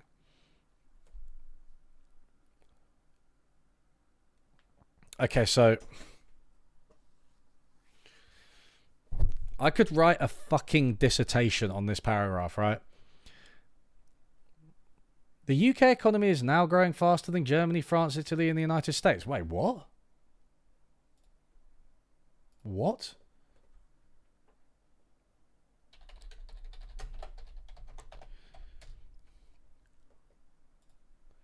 Let's try statistics. We're Galloway's party, so we actually have a sitting MP, at last for now. Our manifesto is on our website. Anyway, I have to leave and go be a proletarian wage slave. Keep up the good work. Thank you, Dominic. Yeah, but I do appreciate your both your donations and also your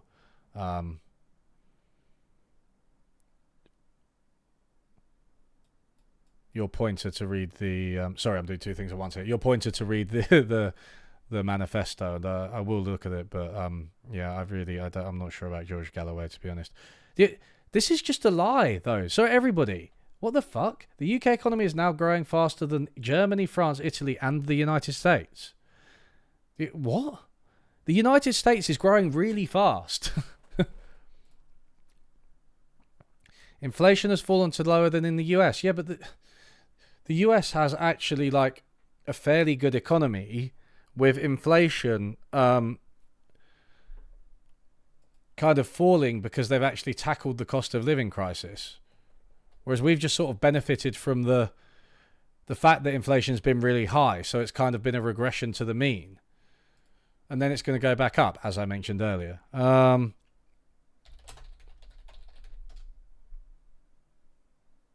mean, trading economics. I want Bureau for Labour Statistics. CPI. Why? Oh. So I've got the consumer price was unchanged, seasonally adjusted, and rose 3.3%. Yeah. I mean, you got to be careful as well, because I don't know that the measures are the same, right? So if you're saying like, yeah, at the moment there's 3.3, ours is 2.3, ours is going to go back up, theirs will probably continue to go down. They won't be measured in exactly the same way. It's quite, I don't know. If theirs was like 10% and ours was 2%, I'd be like, yeah, okay, that's a fair comparison, right? Because no matter what the measurement error is, no matter what the idiosyncrasies are, that's, you know, as long as the inflation measures are worth their salt, which they are, then that's a, you know, a big difference. It's a real difference. But with, you know, it's just cherry picking. It's just pure cherry picking, really. The UK economy. So United Kingdom, 0.46%. Canada, So France is growing faster than us, according to Statista. Is this 2024? Wait, is this a... What's that double star mean? Oh, estimates. Oh, my bad. Numbers for the UK are estimates. What? Oh, Statista's just a bunch of shit, isn't it? Why am I even on it? How does the... Okay, well, we're back to full fact. The UK economy recorded the fastest growth in the G7 in 2022. Sorry, need to move that. This claim was also made by the Chancellor Jeremy Hunt, who tweeted the fact that the UK was fastest growing in G7 last year, as well as avoiding recession, shows our economy is more resilient than many fear. GDP measures blah, blah, blah, blah, blah. Worth bearing in mind, the 2021 economy was still impacted by the COVID-19 pandemic, so comparisons with this period are not necessarily the most useful way of assessing recent economic growth. Look at other periods not impacted by the pandemic. The UK's growth does not compare as favourably to other G7 countries. UK economy still smaller than pre-pandemic. ONS statistics show that the UK's GDP growth between the final quarter of 2019, pre-pandemic, and the final quarter of 2022 was the lowest in the G7 at minus 0.8%. This means the UK is the only G7 country in which the economy remains smaller than it was before the pandemic. Data for Q4 is not available for Japan, but data for Q3 2022 shows Japan's GDP has grown since before the pandemic. For comparison, the US GDP grew by 5.1% over this period, with the second worst performing economy, Germany, growing by 0.2%. Yeah. So UK, yeah. So right. So this is the G7 across the G7 real terms GDP growth over the last quarter. So over the last quarter, this is like nothing in the UK. USA is growing very fast. Canada's growing fast. France is growing fast.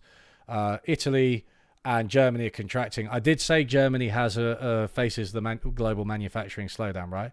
But the UK economy is now growing faster than Germany, France, Italy, and the United States. That's wrong. France and USA are growing faster over the last year. So this is like the cherry. This is the one number, right? This was in February 2023. This is the one number that seems to support that. And then over the pandemic, the UK, over the pandemic as a whole, the UK is the worst out of all of them, right? So, God, it's just when you see these statistics, like, and I think the important thing is not the specifics, right? It's the to notice, to know when you're seeing cherry picking. Now, one hint is that you're reading the Conservative UK Party manifesto. So that's one hint. But the second hint is like, you know, Germany, France, Italy, United States, real wages have been rising for nearly a year. You know, inflation has fallen lower than in Europe and the US. It's like the comparison point is changing here, right? Like, what's the time frame? What's the control? What's the comparison? Is that if somebody does an evaluation, right, what they should do is probably keep those consistent and maybe use a couple of different ones, right? So like, this is if we choose this time frame and this comparison point. This is if we choose this one and this one. And that's exactly what Full Fact have done here, right? They've done this over the pandemic, over the last year. They got the same 5 countries we're comparing to, right? And then you can see, well, the picture changes a bit. The UK looks kind of good between 2022 and 2023, but not necessarily overall. The House of Commons Library has said headline GDP growth figures across countries are not 100% comparable during the pandemic. UK growth is relatively lower in 2022 and higher in 2021 and 2022. Lower in 2020 and higher in 21 and 22. Due to differences in our output in the education and health sectors was calculated. Oh yes, I remember this. My first ever video on YouTube was about that. Just the way we measure GDP. Again, you know what I mean? It's just, oh God. What a bunch of shit. Okay. Hannah Smith. Is she the woman who wrote that? No, I'm thinking of Hannah Ritchie. Sorry, I'm getting my Hannahs mixed up. I thought she was the one who wrote that book about tackling climate change. Doesn't matter. The allegations made by these women don't constitute rape. She had sex with him and woke up to him having sex with her again. Not everybody needs to be asked prior to each insertion. Oh dear. Oh no. Insertion. Why did...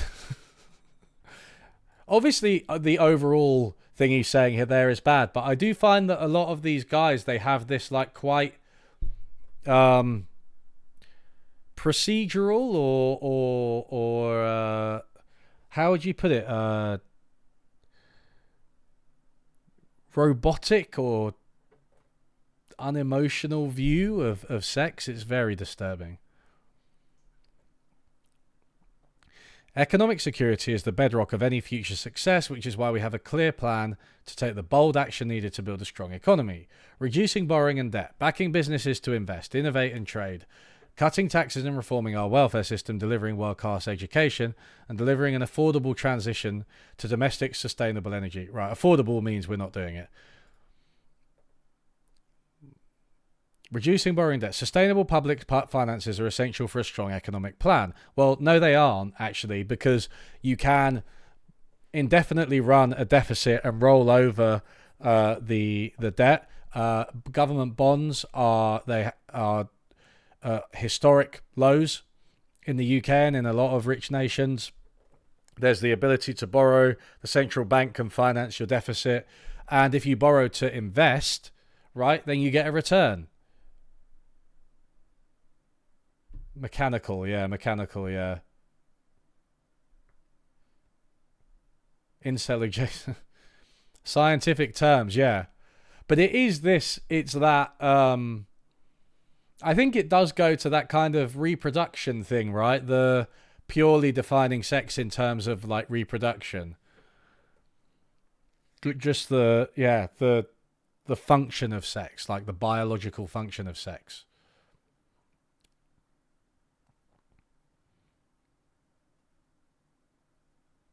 The deficit fell from 10.3% under Labour to 2.1% on the eve of the pandemic. Wait a second. Okay, so obviously they're not comparing like with like here because they didn't say the deficit under Labour before the financial crisis. They're talking about during, right?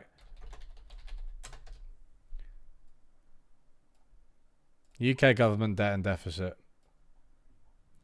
I actually didn't expect this stream to be so data heavy, but I guess the Conservatives have forced my hand here. Download the tape. Oh, CSV. That. Okay, here we go. Debt as a percentage of GDP. Wait, no, deficit. Here we go. Right, so literally what they're doing there, you see what they're doing? By saying the deficit was 10% under Labour, right? But prior to the pandemic, it was 2.6% under the Conservatives. It's like, okay, but what was it under Labour prior to the financial crisis? And remember that they've already blamed the financial crisis, the fallout from it, for their economic performance. But for Labour, they don't make that adjustment. So it's 2.9%, right? 2007, 2008, 2.6%, 2009, 20. Basically the same. And then in the pandemic, it's 15%. So imagine if we said prior on the eve of the pandemic, it was 2007, 2008 on the eve of the pandemic in 2007 and 8, it was 2.9% under a Labour government, but under the Conservatives, it was 15.3%. Now that also wouldn't be fair, right? It wouldn't be fair, but that's what they're doing effectively at a slightly smaller scale. TLDR, most of the Tory claims are dubious. Yeah, it's cherry picking. A lot of cherry picking, I'd say. Misleading statistics without context in them, and a couple of seeming mistruths. But it is important to realize the difference between like cherry picking and a lie, right? Because I think if you just blanketly accuse the Tories of lying, it's like, no, they can probably find where the statistic is, but if you read the source, there's context. That we were able to provide almost £400 billion of support to families and businesses to get through the COVID and energy shock. That was good. I do actually want to say, and that was Rishi Sunak when he was in government. There was no option really, but I do think that he was actually quite aggressive with that, and I think it was a good thing. I also think that he may want to ask whether, generally speaking, providing support to people might be a good policy going forward. What was the manifesto policy proposals for boosting business investment? I think we'll get to that. Transactional. Oh, the word for insertion. That's also quite a good one. Mechanical, transactional, artificial, robotic, medical. The only way to give people the peace of mind that government will be able to support them again when future shocks hit is to get borrowing and debt down. The alternative is to let borrowing get out of control, driving inflation and interest rates up, and leaving our children and grandchildren to pick up the bill. Why would borrowing drive inflation up? Or interest rates? I mean, it doesn't necessarily, right? If there are demands there. Hasn't in the US, but inflation is also a big thing. I mean, you know, the bill, to reiterate, when you look at public debt and deficit, and let's not get too modern monetary theory, right? I'm just going to go some straightforward, like, business style accounting. The debt and deficit is only one side of the balance sheet. No business only looks at its liabilities, right? What about the assets? What are you spending it on? Because if you're not spending it on schools and hospitals, right, to the extent that they are collapsing physically, the buildings, to the extent that there is stunting in school children, then you're not investing. Then the assets part of the balance sheet looks a little bit shaky. So the debt is not the only bill you leave to your grandchildren. There's also the debt of a failing economy and a poor social system, lack of investment in children. It's like, oh, you know, well, my height is lower than the EU average and my test scores are super low because I'm low income. But, you know, at least the deficit's at 2.6% instead of 2.7%. Haha. In next Parliament, we will continue to meet our fiscal rules of having public sector net debt falling and for public sector net borrowing to be below 3% of GDP in the fifth year of the forecast. The measures in this manifesto are fully funded and will result in lower borrowing in 29-30, which will be the target year for our fiscal rules in the first fiscal event of the new Parliament. So just to underscore this point about accounting even further, a lot of this is again statistical sleight of hand, right? Because there are some things which are off balance sheet. And a lot of the private finance projects where they sort of conscript the private sector to provide public services, they're off balance sheet, but they're still borrowed money. Capital expenditure is off balance sheet, like High Speed 2. Now, I'm not saying that's always a bad idea or that you shouldn't think about it differently, but how much are they actually borrowing? They're not being honest about it, right? How many manifestos have we read? We're still on page 8 of the first one. Taking out a loan to buy a van so you can get a job gets you the debt of the van, but the debt buys you the income of the job. Yes, it's so simple.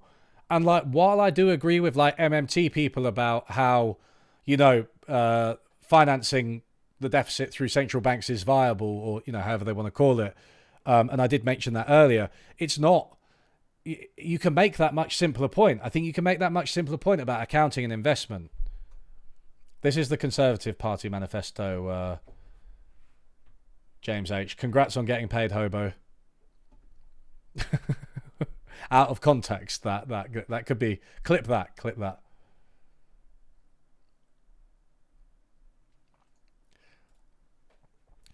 A competitive tax system. The Conservative Party will always be the party of business. It is the private sector which will unlock the investment, growth and opportunities of the future. That is why a tax system that incentivizes business to invest is at the heart of our economic plan. We introduced the biggest business tax cut in modern history, which hundreds of business leaders have described as the single most transformational measurement for growth of investment. I mean, that looks like a phrase that requires Googling, right? Yeah, I'm not pro a voucher system for the NHS. I don't think it should be privatised. But I will say, and I was partly influenced by BritMonkey's video, which I do think was very good about the UK, I'm not completely against a nominal fee for going to the doctor, like a £5, which you don't pay if you're poor. And we already have that system. You don't pay for prescriptions if you're poor or have a medical condition. I think you just extend that to GP visits, but you say everyone else a £5. That could raise billions. I'm not against that completely. I honestly don't mind that if we're going to be pragmatic, but I'm not sure about a whole voucher system.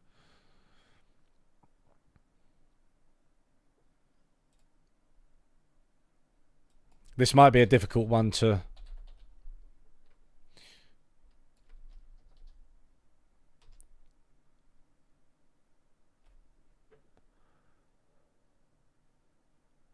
The single most... Where did they get this from? The single most transformational measure for growth of investment.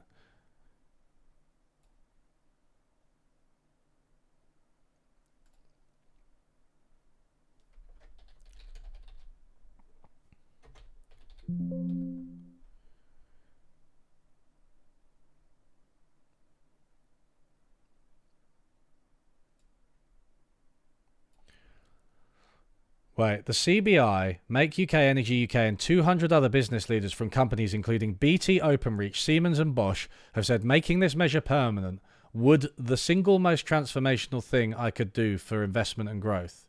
For the expensing. Sorry, let's start here. I turn now to my final measure to back British business, Mr. Speaker. Since 2010, we have seen the second highest growth in investment of any G7 country. However, if we are to raise productivity, we need to increase business investment further.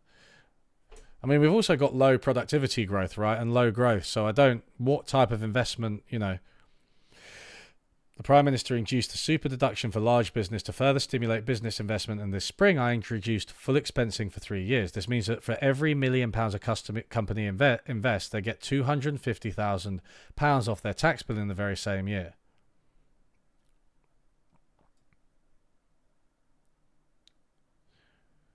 The single most transformational measure they could do for... Okay. This seems kind of legit. With inflation halved, borrowing down and debt falling. I mean, it's just, you end up just reading the same thing over and over again, don't you?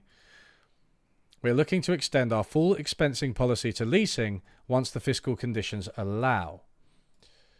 And we will not raise corporation tax. For the very smallest businesses, the 4 million people who are self-employed, we will abolish the main rate of national insurance entirely by the end of the next parliament. We will back the risk takers and entrepreneurs who help drive our economy. Small and medium-sized businesses are the lifeblood of our economy, and we are making the UK the best place in the world to start or grow a business. We have great foundations, world-class talent, an internationally envied legal system, and business-friendly regulatory environment. We are supporting firms with business rate support package worth $4.83 billion over the next 5 years to support small businesses and the high street. We want small businesses to get a bigger share of public contracts and have improved the public sector procurement system to that end. We have made it easier and cheaper for small businesses to hire an apprentice, and we have taken 28,000 small businesses out of paying VAT altogether by raising the VAT registration threshold to 90,000. In the next parliament, we will deliver a 10-point plan to support SMEs. Here we go. Fluff padding. Bullshit, we have extremely low investment. Yeah, don't worry about Nightbot, by the way. Sometimes it says stuff. Rock bottom, low investment in the UK's investment performance is still worse than every other G7 country. This is just... Oh my God. Compared to Japan, the USA, Germany, France, Italy, and Canada, the UK languished in last place in business investment for 2022, a spot we have now held for 3 years in a row. Wait, so what did they say about business investment?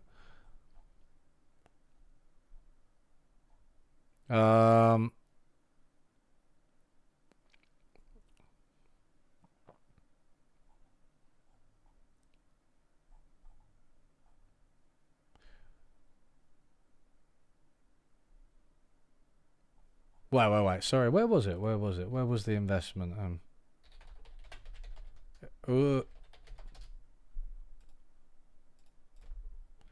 Didn't they say they had the highest?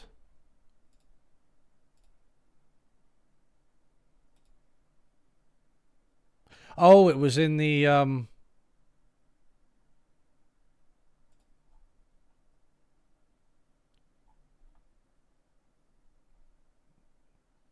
was it in the speech that I just looked at?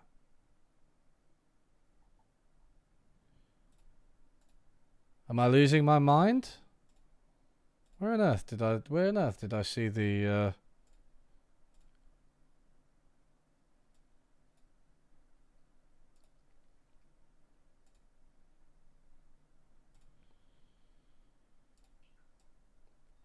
Right, let's just have a quick look. Autumn statement.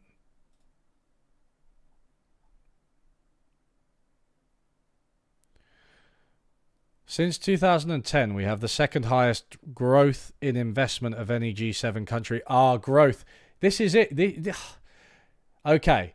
So since 2010, the growth rate of investment has been higher, but we're starting from a lower level, presumably. We're still way too low by the standards of the G7. So that's what this report is saying, right?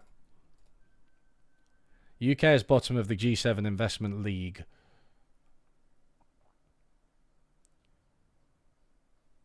Oh, look at that growth rate. I love that. I love that. This is like... this is so good. Oh my God. We're right down here in 2010. We're right down here. And then look at that. Look at that growth rate. Up to almost the level of the other countries. Such fast growth. Oh my God.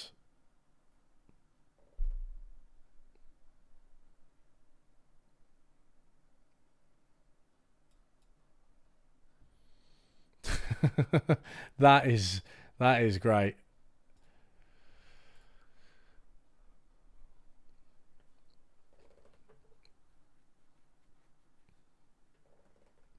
I'm trying to think of like a comparison, but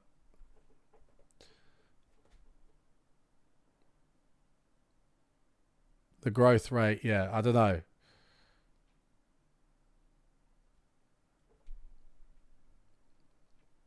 Right, let's go through this plan. A comparison does not spring to mind. Continue to ease the burden of business rates for high street, leisure and hospitality businesses by increasing the multiplier on distribution warehouses that support online shopping over time.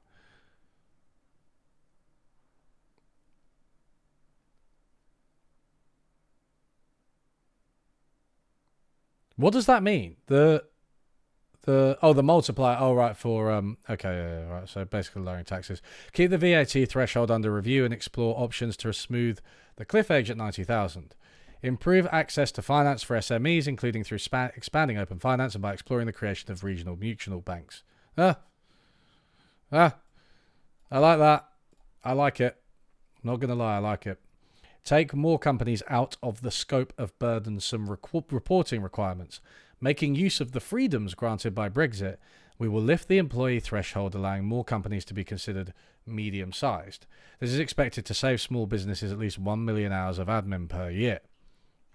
Retain key tax incentives that encourage small businesses to grow, including the Enterprise Investment Scheme, Seed Enterprise Investment Scheme, Venture Capital Trust, Business Asset Disposal Relief.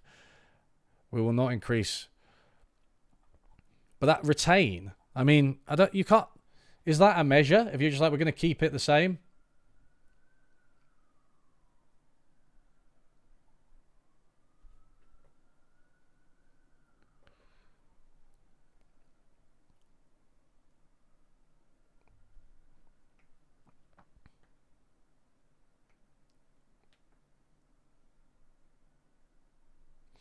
You know what it's like? You know what the growth investment thing is like? He says 5 minutes later.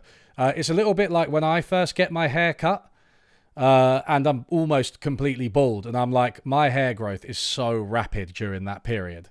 And then I'm like standing next to a guy that just has like luscious, Jesus-esque hair.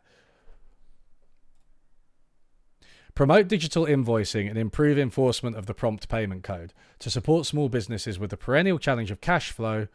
building on our creation of the Small Business Commissioner with powers to tackle unfavourable payment practices. Ensure that Basel III capital requirements do not inhibit lending to SMEs.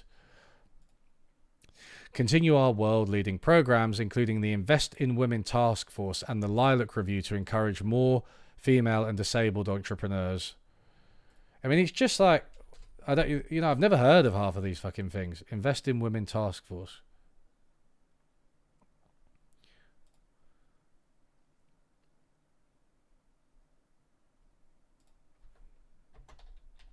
I want to know like how these things are doing, right? From someone other than the government.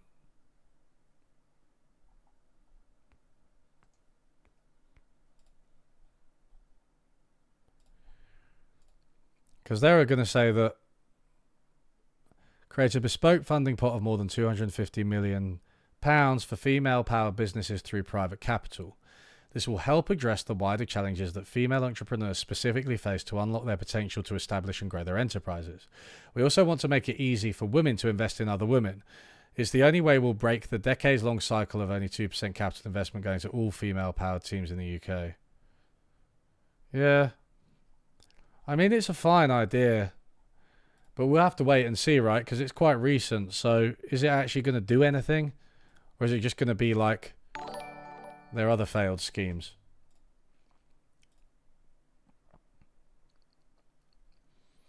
Invest in UE hair now and get 1,000% return. Yeah. This section doesn't actually seem as bad as the last one. Small businesses are the backbone of our economy, said all politicians. Yeah, this section, it's not so bad. You're right. I was thinking that, and some of these are quite specific. The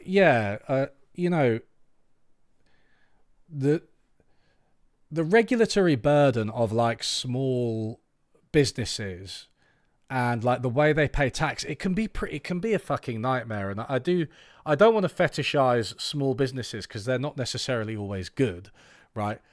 They might be quite horrible to their workers, for instance. A lot of small businesses and family businesses actually are quite horrible to their workers. They're not necessarily at the cutting edge of like research and development, for instance. They do tend to lead to employment, but again, employment isn't always like good or as good as it could be.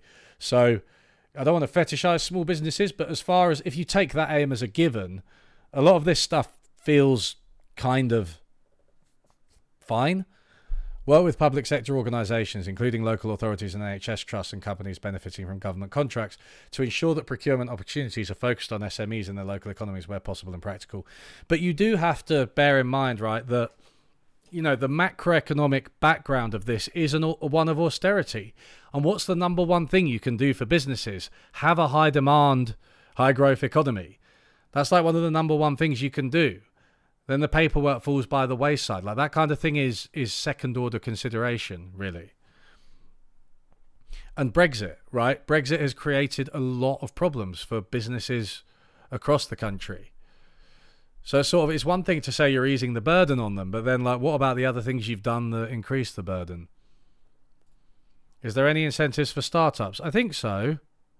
Small businesses to tax incentives. These ones, right? Enterprise investment, seed enterprise, venture capital trust, business asset disposal relief, agricultural property relief, and business relief.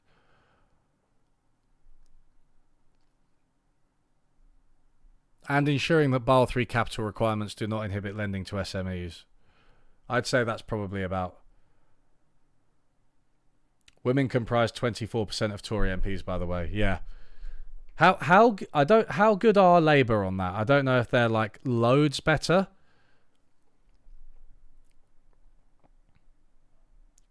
The Cooperative Party. I don't know it. I mean, I like cooperatives, but okay. Yeah, and like immigration can be really good for small businesses, right? It's wild that the country Keynes was born in now suffers so much by ignoring his works. Yeah. Yeah. A Conservative government will continue to invest in the digital, transport and energy infrastructure needed for businesses to grow. We have transformed our digital infrastructure by rolling out gigabit broadband to over 1 million hard-to-reach premises, helping to deliver high-speed internet to over 80% of the country.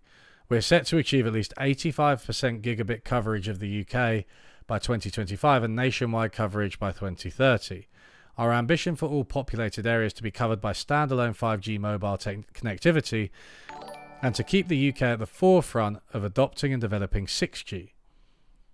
We will spend 36 billion of high-speed 2 savings on transport projects that will benefit more people in more places more quickly. Every penny saved in the North or Midlands will be spent there.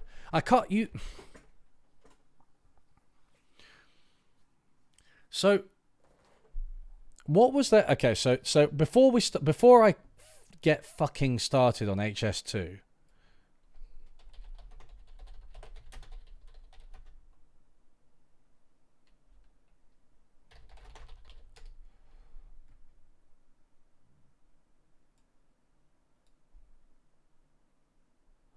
Tory election broadcast. Oh, that's broadcast, not broadband. Over 1 million roll awarded. Okay, so the government's rollout is steaming ahead. So this is actually a government. Okay, so this seems like something they're actually doing. Okay, thank God. I didn't realise they were actually allocating money to it. But with the high-speed 2 thing, right, you can't fail at a project and abandon it, right? Fail to do what you said you were going to do, come in massively over cost, axe half of the project, so it's only between London and Birmingham, which, by the way, isn't a difficult journey anyway because they're not that far from each other, right? High Speed 2 is not going up to Leeds or Manchester anymore.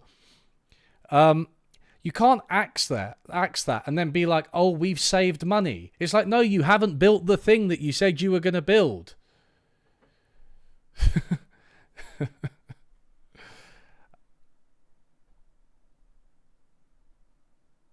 They're like using their own failure. And it's like, okay, it's one thing to invest in the North, right?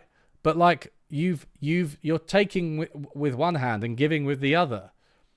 Do both, obviously.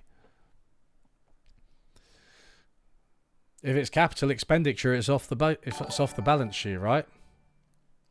This is the Conservatives. I actually didn't really plan to read the Conservative Manifesto, but whatever. All right. Labour has no plan. They neither support the second phase of HS2 nor our alternative package of investment, meaning they won't back schemes that own local leaders say will transform their areas. Now, I'm prepared to believe that Labour doesn't really have a plan because Keir Starmer doesn't really have a plan, but let's wait until the Labour manifesto to evaluate that. Invest £4.7 billion for smaller cities, towns and rural areas in the North and Midlands to spend on their transport priorities.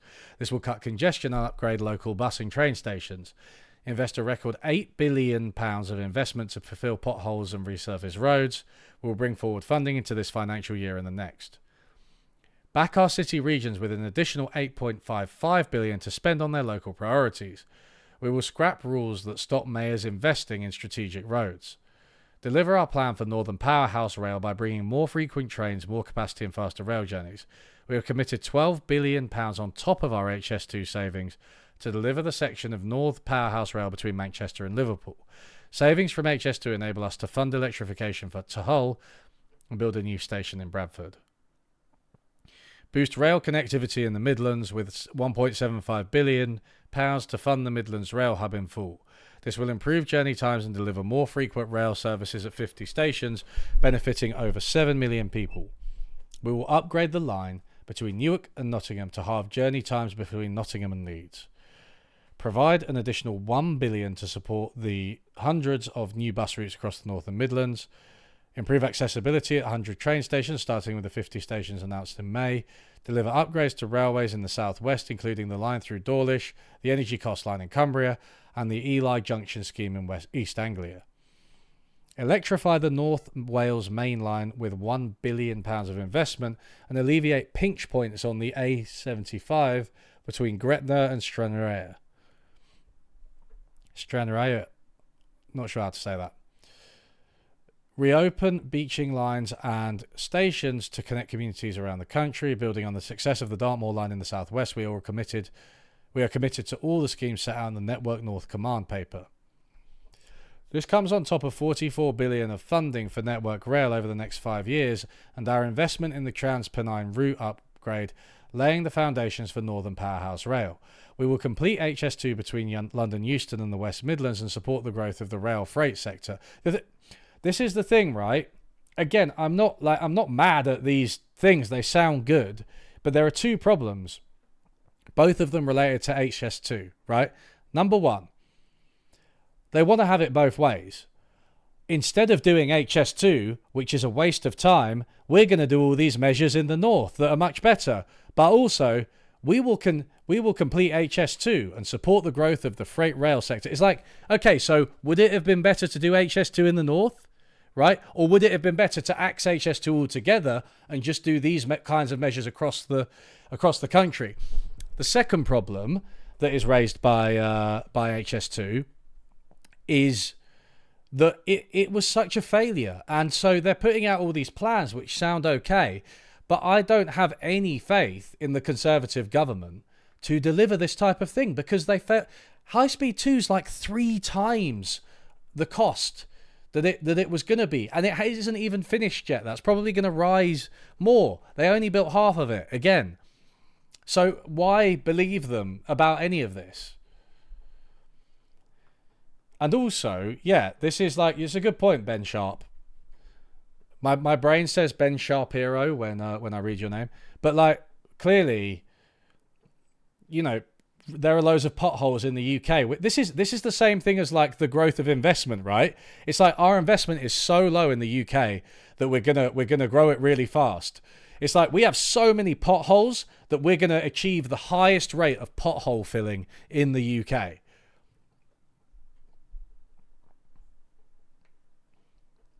This is the Tory manifesto.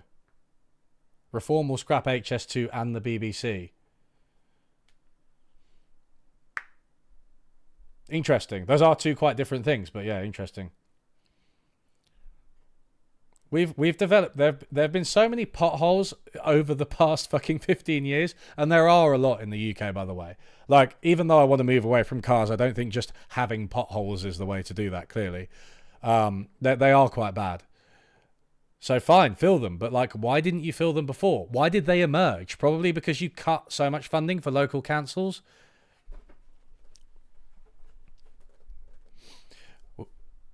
We should just binge watch John Oliver's episode on the UK election. It's much faster and less suffering. Oh. I'm sure you're not wrong. We've invested in £40 billion in England's strategic roads between 2015 and 2025, with further investment to come in the next road investment strategy, ensuring we can deliver major roads, including the Lower Thames Crossing, which they really... You know that I wouldn't... You know, I mean, there's HS2 and there's the Lower Thames Crossing, right? I wouldn't mention the Lower Thames Crossing if I were the Conservatives. They have spent so much money on it, right? This tunnel under the Thames... and it hasn't even started yet. They've really, really fucked it. I mean, at least HS2 is partially built, you know. Potholes qualifying for Reddit orphan crushing machine. Yeah. I love that. I love that subreddit.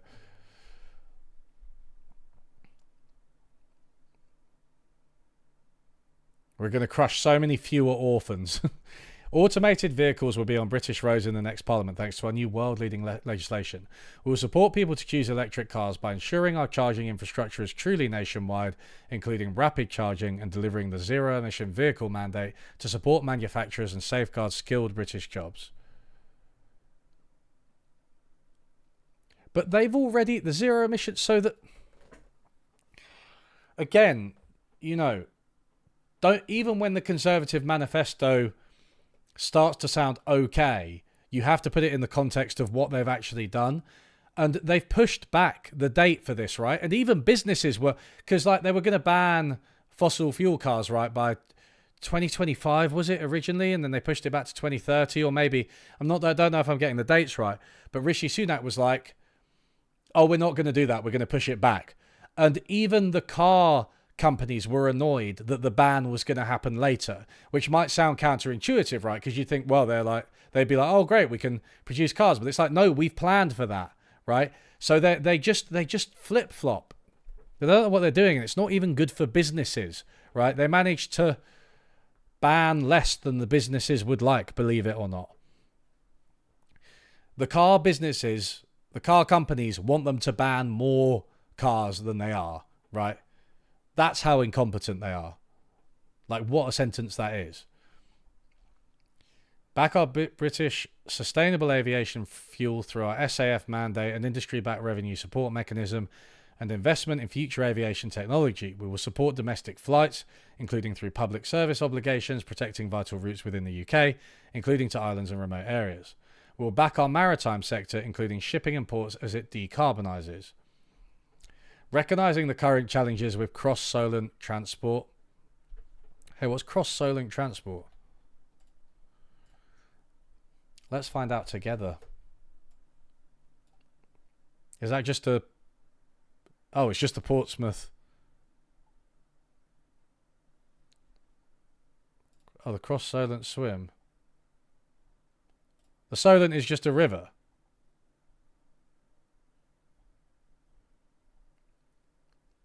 Swimming across the Solent is not just another... Cross-Solent swimmer has to cross a busy shipping lane, navigate around ferries and hovercrafts. So this is like... Wait. It's a strait between the Isle of Wight and mainland Great Britain. Ah! The ports of South... That's the Solent. Okay. It's there, right? So, okay, fine. That's very specific, isn't it? We will foster our science and innovation and expertise in the space industry. Oh, great. We're going to space, are we? Why are the Conservatives called the Tories? It makes them sound like an adorable gang of children thieves. Yeah, I've always wondered that. I feel like I did learn where it came from before, but it doesn't sound like a good name, but it's what they call themselves. The two-house limit would get laughed at, but it's the most logical step and allow for new builds to either become social housing or exclusively for first-time buyers. YouTube blocked my bitumen comment. Maybe it thought that it was a swear word, bitch.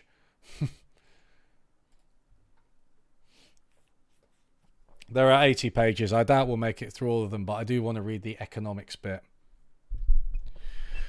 Artificial intelligence will accelerate human progress in the 21st century, just as the steam engine and electricity did in the 19th century.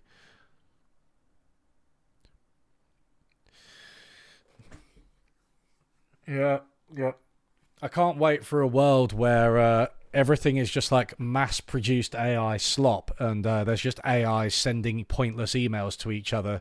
Everything on the internet is AI. Everything is just bots, and nothing actually fucking happens. Everything that happens is not actually done by people, and it's literally just like for the sake of revenues and content. Because that's what AI is. It's not actually artificial intelligence in the sense of like mimicking humans. If it were, and if it were managed properly, then it would produce better outcomes. It would produce a revolution, but it's not. It's just a sort of automation of corporate shit without the accountability. The AI hype is already dying down. The AI sector is like a bubble. It's bursting, right? LLMs, it's just fucking regression. It's statistics, man. We've had it for ages. I know economists say that everything is regression, but everything is regression.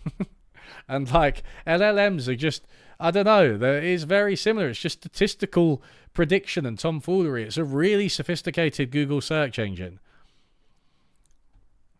ChatGPT specifically, that is. LLMs can be useful. Of course they can. But like, is it a new industrial revolution? Certainly not the way it's heading.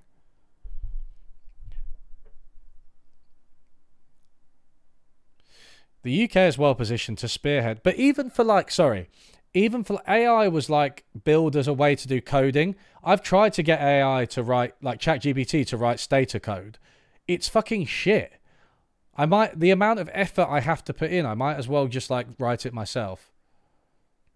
Calling it AI was a big mistake. If actual AI calls up, what will we call that? Yeah, exactly. It's not AI. I prefer just the use of the term LLM. Solar power will unlock the next industrial revolution. Yeah. Empire of the Sun. I might read that article. I agree. Solar power. I think renewable energy, and especially solar power, that's the technological revolution. If you love technology, and obviously it can be great, that's the one to look at. This AI stuff is just more tech bro fucking hype. Bullshit.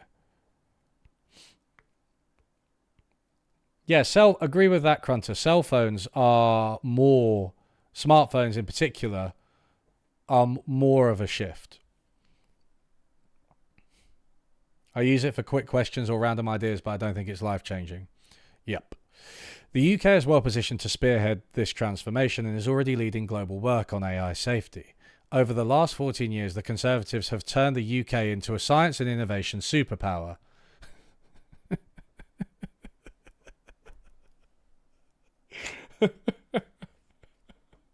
You've got to believe that somebody is like some intern who's like, because I know people who work in politics, right? And you can, if you want to get into politics, you can end up working for a party you don't like. I want to believe that some intern is just having a bit of a laugh. They're just like, can I get this in? Well, there's no citations or sources in it anyway. So, and who's really going to fucking read it? Plus, nobody expects anything of the Conservatives. A science and innovation superpower. What's their evidence for this? Okay, let's be fair. The UK now has the highest level of direct government funding and tax support for business research and development of any country in the OECD. We pioneered the fastest development and deployment of the COVID vaccine. The UK has Europe's leading tech ecosystem. We have secured improved financial terms to join Horizon. Okay, so the vaccine, that is an accomplishment of Oxford University. I mean, we do have a good university sector, right? Also a very unequal one, but...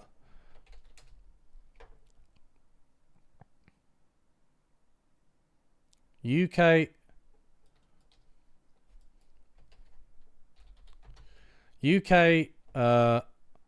business research and development.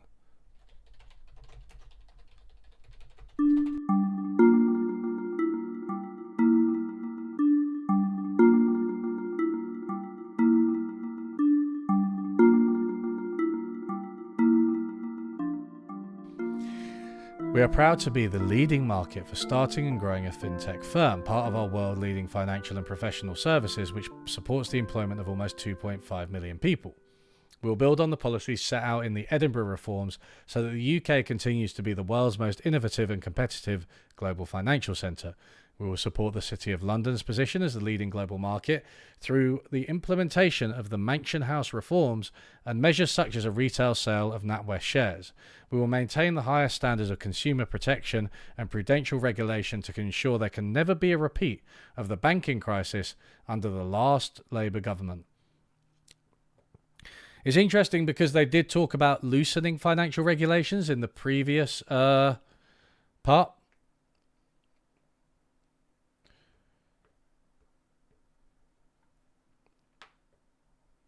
The UK car industry is the jewel of our manufacturing crown. Okay, there's no crown.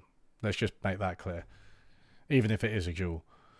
Last year, the UK built over 1 million vehicles and secured 23.7 billion of private and public investment. We secured a £4 billion investment in a new battery gigafactory to be built in Somerset, safeguarding the future of the Jaguar Land Rover plant in the West Midlands for decades to come.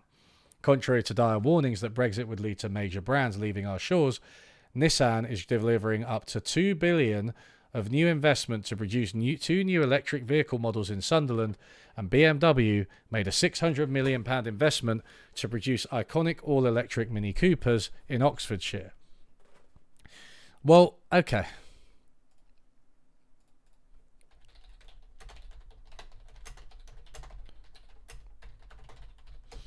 So again,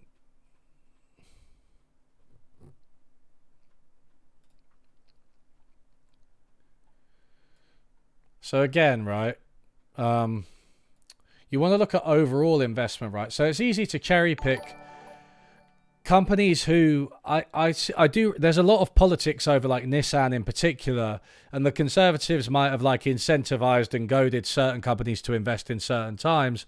So yeah, like I can believe that. Well, I mean, clearly those things did happen. They did invest, but what's about overall investment?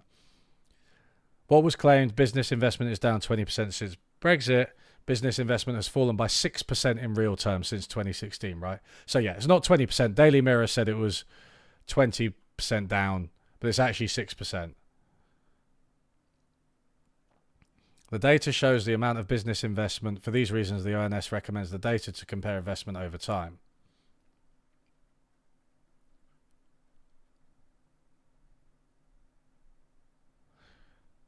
According to the figures published, it is decreased. So here's business investment growth.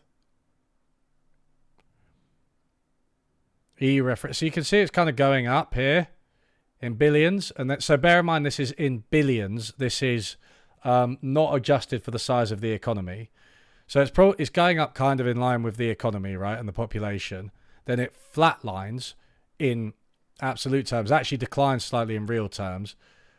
Drops during the COVID pandemic, slightly increasing back again. Look how fast business investment is growing since the pandemic, everyone. Wow. We are really lucky to be here.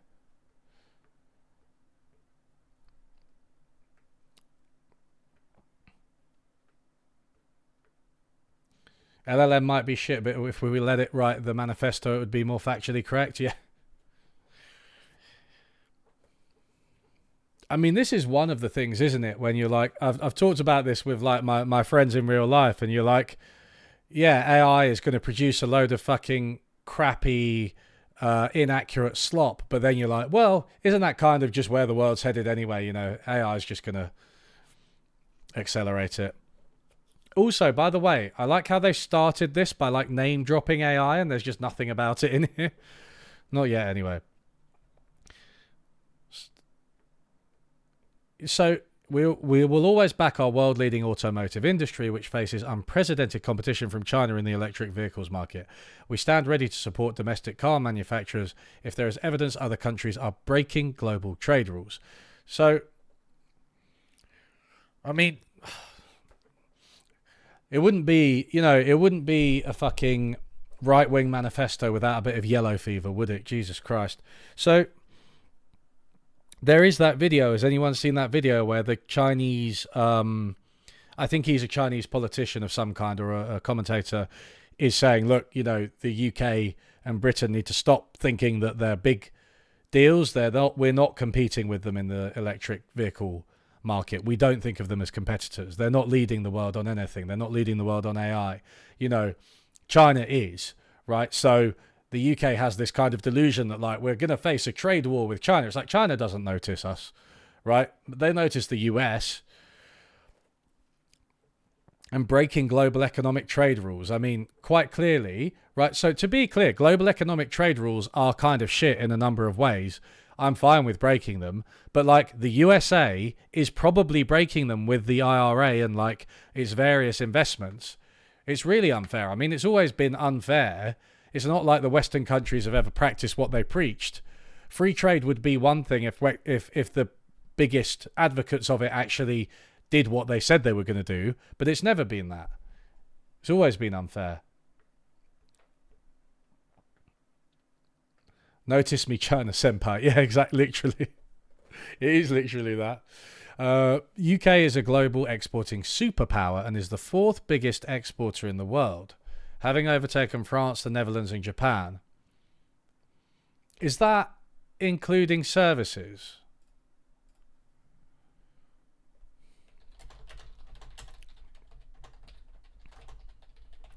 You know, this would be faster if they had citations. I actually can't believe the manifesto doesn't have citations. Okay. Can it maintain this? UK business is beaming with pride in the recent news of the country's emergence as the fourth largest exporter in the world. It jumped 3 places. This pride is justified, as there have been many challenges along the way, especially in the wake of Brexit. With the dust settling, the UK was embarking on an uncertain journey, but with the newfound autonomy, the UK decided to chart its own course in the international space. The break from the EU trading bloc meant a departure from established trade agreements and regulations, leading to a revaluation of economic policies and partnerships. So how did the UK get from a place of uncertainty to the fourth largest exporter in the world? Untangling what export means is a good way to start. In simple terms, export means taking goods or services made in one country and sending them to another country to be sold or traded. Yes, I know. The two main categories that split goods and services, right? It is services as well. Exporting is a fundamental aspect and it allows us to exchange goods and services that they specialise in producing for those that they do not. Fucking hell, is this like baby's first exports and imports?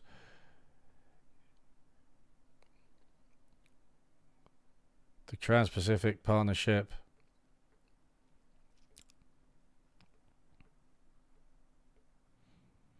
The growth is evident in the service sector while the goods sector lags, especially this time last year. This concern was highlighted by the Bank of England.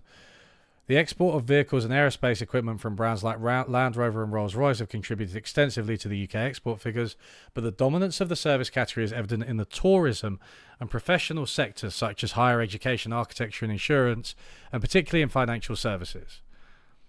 In the same March meeting, the BAE noted that service exports grew in value primarily due to prices, as volumes grew only slightly, right? So the price, oh, for fuck's sake, is worse than you think, right? So it's just interesting, right, the framing. So they talk about Jaguar and Nissan, and they're like, British business is doing well, even though business investment has actually declined since Brexit. And then they say we're the fourth biggest exporter in the world. Now, a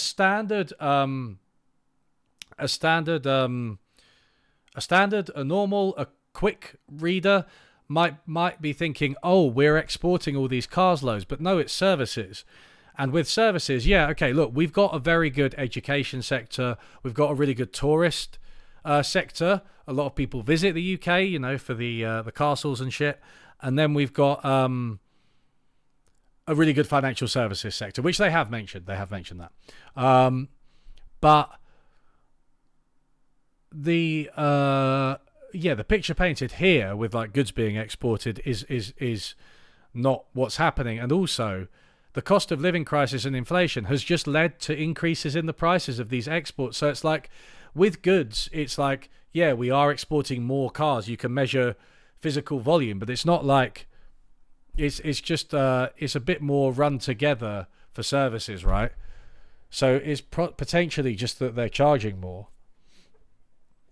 Since leaving the EU, the UK has negotiated trade agreements with several countries, allowing organisations to increase their reach through global supply chains. And there are ongoing discussions with Turkey on a modernised trade deal targeting the services sector. Brexit happened in January 2020, and the UK's export figures saw a decline that year, with figures dropping from 707 billion in 2019 to 625 billion. But there has been a steady rise with exports. Yeah, right. Okay, so again, they dropped, then rose. Story of the Tories' life. It's hard to say whether the UK can sustain this trajectory. The rate of exported goods declined in 2023 compared to 2022, and some trading agreements are expiring. There is also the perennial threat of cheaper goods flooding export locations.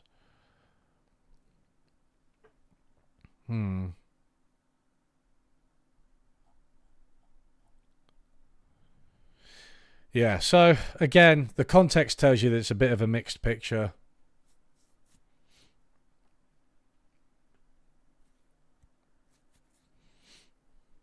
Castles and shit should be a thing.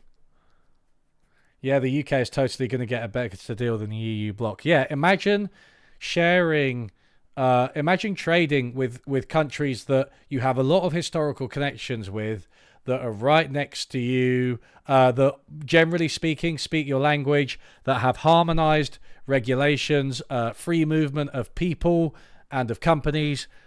Imagine if we could get a trade deal like that. That'd just be perfect, wouldn't it?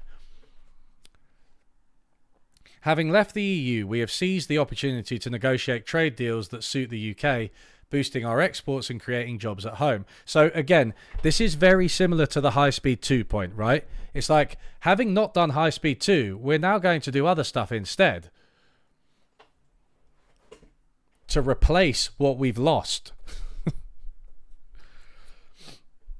UK exports are growing, reaching 850 billion last year, and service exports are at an all-time high. We've secured trade deals with 73 countries plus the EU, and last year we removed plus the EU. I love that. I love this. Oh my god. Guys. Chat, is this real? Having left the EU, we have secured trade deals with 73 countries plus the EU.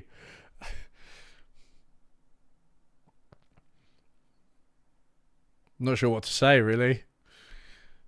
Last year we removed £1 million of trade barriers every single hour. I love how that's one of those statistics that just, it has no context. Like, it doesn't really mean anything. Like it's like how many things happen, you know? There are, you know, or like that Simpsons thing where she's like, you know, try this lotion, it has 60 ingredients. It's like, I don't know what that means. Last year, we signed a deal to join the Comprehensive and Progressive Agreement for Trans-Pacific Partnership, a modern and ambitious trade deal spanning economies across Asia and the Pacific. With the UK as a member, it will account for 15% of global GDP, and in time is expected to boost UK GDP by around $2 billion a year. I mean, is the EU in this agreement?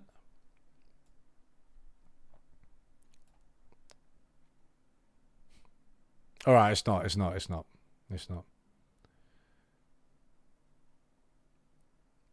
Why isn't the EU in it? Oh, wait. Oh, it's one of the largest free trade areas, along with Canada Agreement, the European Single Market. It's quite weird, though, isn't it? Because do you notice something about this? This map, right? Who are the outliers here? Who aren't connected to the Pacific Ocean? It's named after the Pacific Ocean. We're not in the Pacific Ocean. It's just like, so I tell you what I would rate is if the picture just had the UK like here. We should just the Tory manifesto should just have the UK like in the middle here. The Ukraine are in it as well. I guess that's like a wartime thing, right?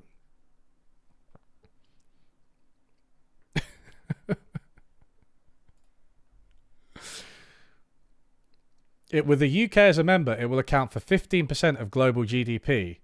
But it's like that. How much of that is the UK? You know what I mean? It's just every sentence, guys. Every sentence. The UK identifies as Pacific. Yeah. I am slightly wary of identifies as jokes, but I feel like they could have been funny if they weren't completely fucking ruined by transphobes, you know what I mean? Like if they were done in a nice, cute way. Which I hope people will accept that one was. Anyway, we will complete free trade agreements with India and with the Gulf Cooperation Council, home to some of the world's biggest investors. And we will continue to pursue free trade agreements with countries such as Israel and Switzerland. It's just like, there are lots of countries in the world, it turns out, and we're going to try and get deals with some of them. Countries such as Israel and Switzerland. You know, words such as and trying and effervescent. Our trade and cooperation agreement is the most comprehensive free trade agreement the EU has ever agreed. Except for the EU itself being a free trade zone. Okay.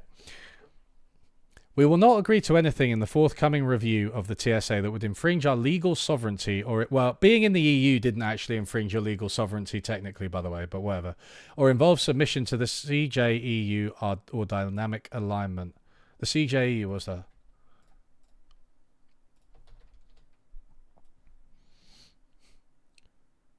A Canadian radio station. Hey, Now we've made a deal with the Canadian radio station. Oh, the Court of Justice, of course. Of course. We will take a tough approach on ensuring that the EU are meeting their commitments under the TCA and are not discriminating against our exporters.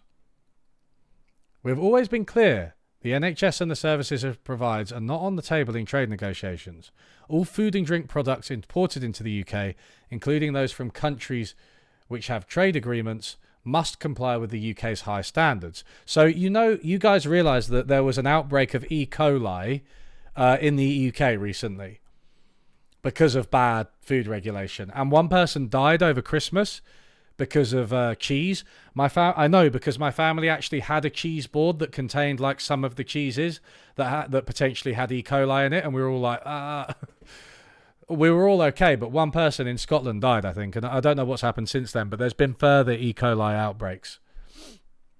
We love a bit of E. coli, we do in the UK. The Tories are committed to the preservation of E. coli.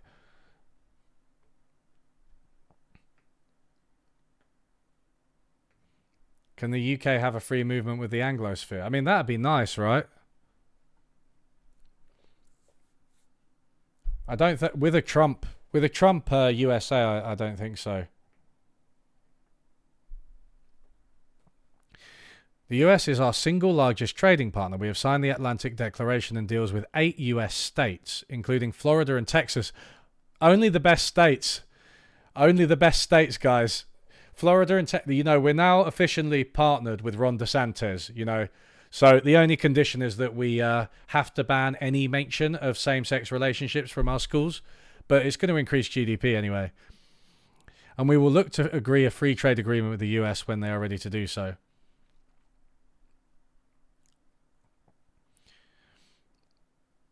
Were we unable to get trade agreements with other countries before? Genuine question. I feel like the answer could be yes. Yeah, bilateral trade agreements. Because the EU did have its own deal, right? So we were absorbed into the EU, then the EU had trade agreements with everybody else.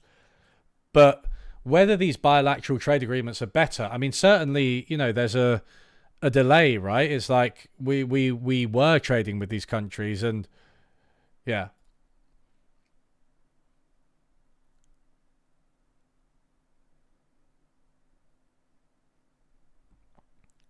Have we just pulled out of a US trade deal?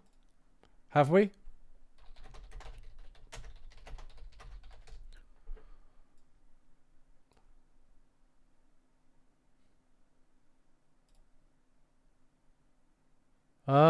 I don't know. Oh, Biden quietly shelves trade pact with UK before 2024 elections.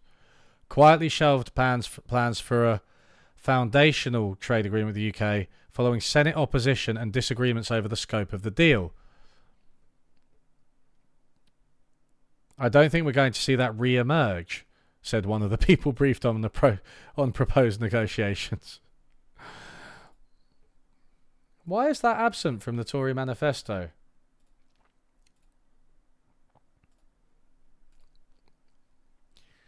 I mean, Texas may be doing okay economically, but I'm not sure about socially, politically.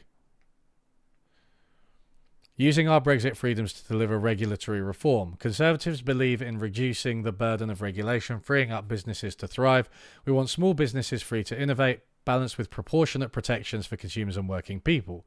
We will never introduce Labour's package of French-style union rules, which are a threat to jobs, our competitiveness, and our economy.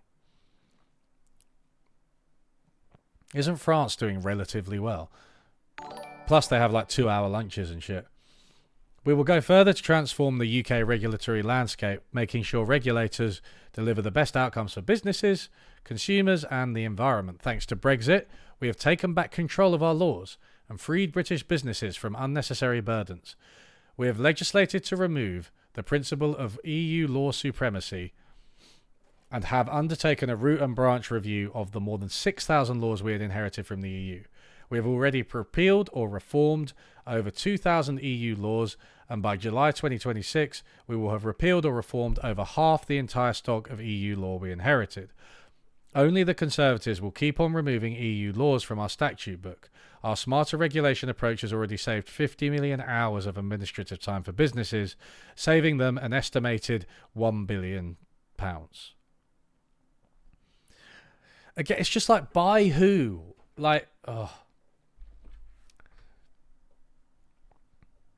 We've already repealed or reformed over 2,000 EU laws.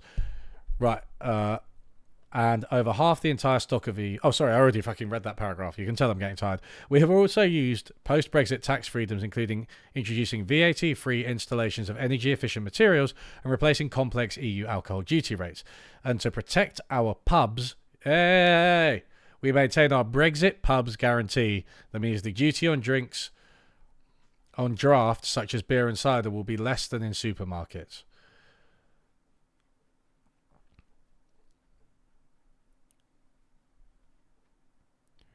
Wouldn't be Britain if you couldn't go down the pub, would it, mate? Cutting government bureaucracy. We will make government more efficient, cut waste, and attract the best and brightest by returning the civil service to its pre-pandemic size to pay for our commitment to increase defense spending. Oh, good. Yeah, let's get rid of everything except the military. Fantastic. Halving the amount of taxpayers' money spent on external consultants. Whoa. Okay. All right. Now they're talking my language. Now, I don't know if any of you saw my interview with Rosie Collington, who wrote The Big Con. But I'm into this. I'm into that. External consultants, that's come out of nowhere. I think that's their influence, actually, Mariana Mazzucato and Rosie Collington. We will introduce controls on all equality, diversity and inclusion initiatives and spending. Why? Why have them? You don't need them. Bring Quango spending under control. Okay, basically every government said that for 30 years. Since Quangos were invented sort of in the past 20, 30 years. Moving 25,000 more civil servants outside of London, building on successes like the Darlington Economic Campus and hubs in Stoke-on-Trent and Wolverhampton. Okay, I mean, I'd like that. I honestly think that's good. The UK is obviously way too London-centric. Opening up civil service recruitment by requiring jobs to be advertised externally to identify the best candidates. Doubling digital and AI expertise in the civil service to take advantage of the latest technologies to transform public services. Well, at least if you outsource public services to to AI instead of consultants, then there's less accountability, even less. These reforms will allow us to achieve a significant productivity boost in Whitehall. Okay, so I feel like I'm flogging a dead horse here, but why haven't you done it before? You've been in power for 14 fucking long, stagnant years. If we returned public sector productivity to pre-pandemic levels, that would deliver up to 20 billion of annual savings. Well, what do you mean by savings? They keep doing it, don't they? That we've fallen down here, but we're going to rise back up to where we were. That's literally half of this fucking manifesto so far. Filling in the potholes. Stop putting orphans in the orphan killing machine. Using the money that you saved by abandoning your biggest rail project to do something else. The NHS Productivity Plan shows that public sector can set out detailed plans for achieving a step change in productivity, so we will require all departments to deliver plans for 2% annual productivity growth at the next spending review. It's also with public sector productivity, it's really difficult to measure, right? Because in a traditional sort of manufacturing role, it's like we're producing so many cars of a given quality. Easy to see when there's an increase in productivity. Even in some service jobs, you can think of an increase in productivity, like data entry or something, But with public services, it's really difficult because, what does it mean for the productivity of school teachers to increase? More students?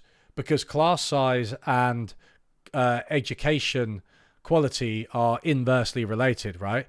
So then you might have a measure and they might say, oh, we've got test scores. But, as they say, once you have a measure becomes a target, it ceases to be a good measure. So then you just end up teaching to the test and neglecting like things that aren't maths or English, because they seem to be very focused on maths or English scores. You know what I mean? So I don't know, what is these 2% annual productivity growth?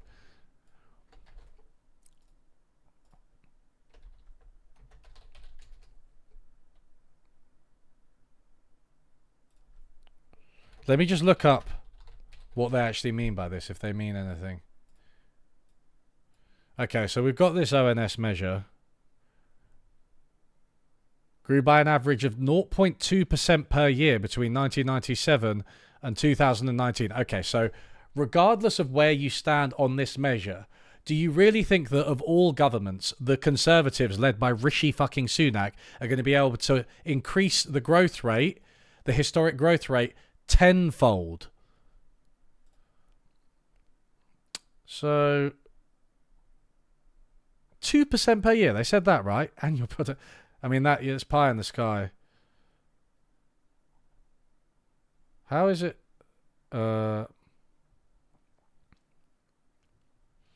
Compound annual growth rates, which smooths out growth rates. Oh no, but that's just how they adjust it, right?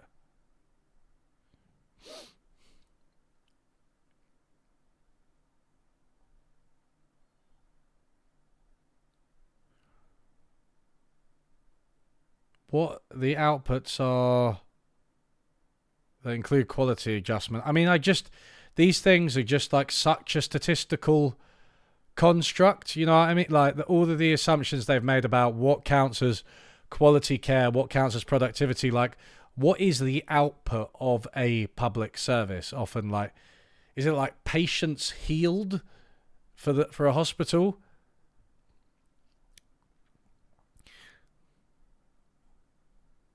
A dynamic regression. So inputs and output. I mean, I need to see some more on how this is measured, but I don't think it's too important. Let's just assume public sector service growth is a thing. It averaged 0.2% a year for the past 30 years, the past 25 years. They're not going to get it to 2% a year, are they? But it contains a lot of assumptions, right? Like, can we handle any more? Are we able to handle any more? I feel like I've had enough of fact-checking this fucking nonsense.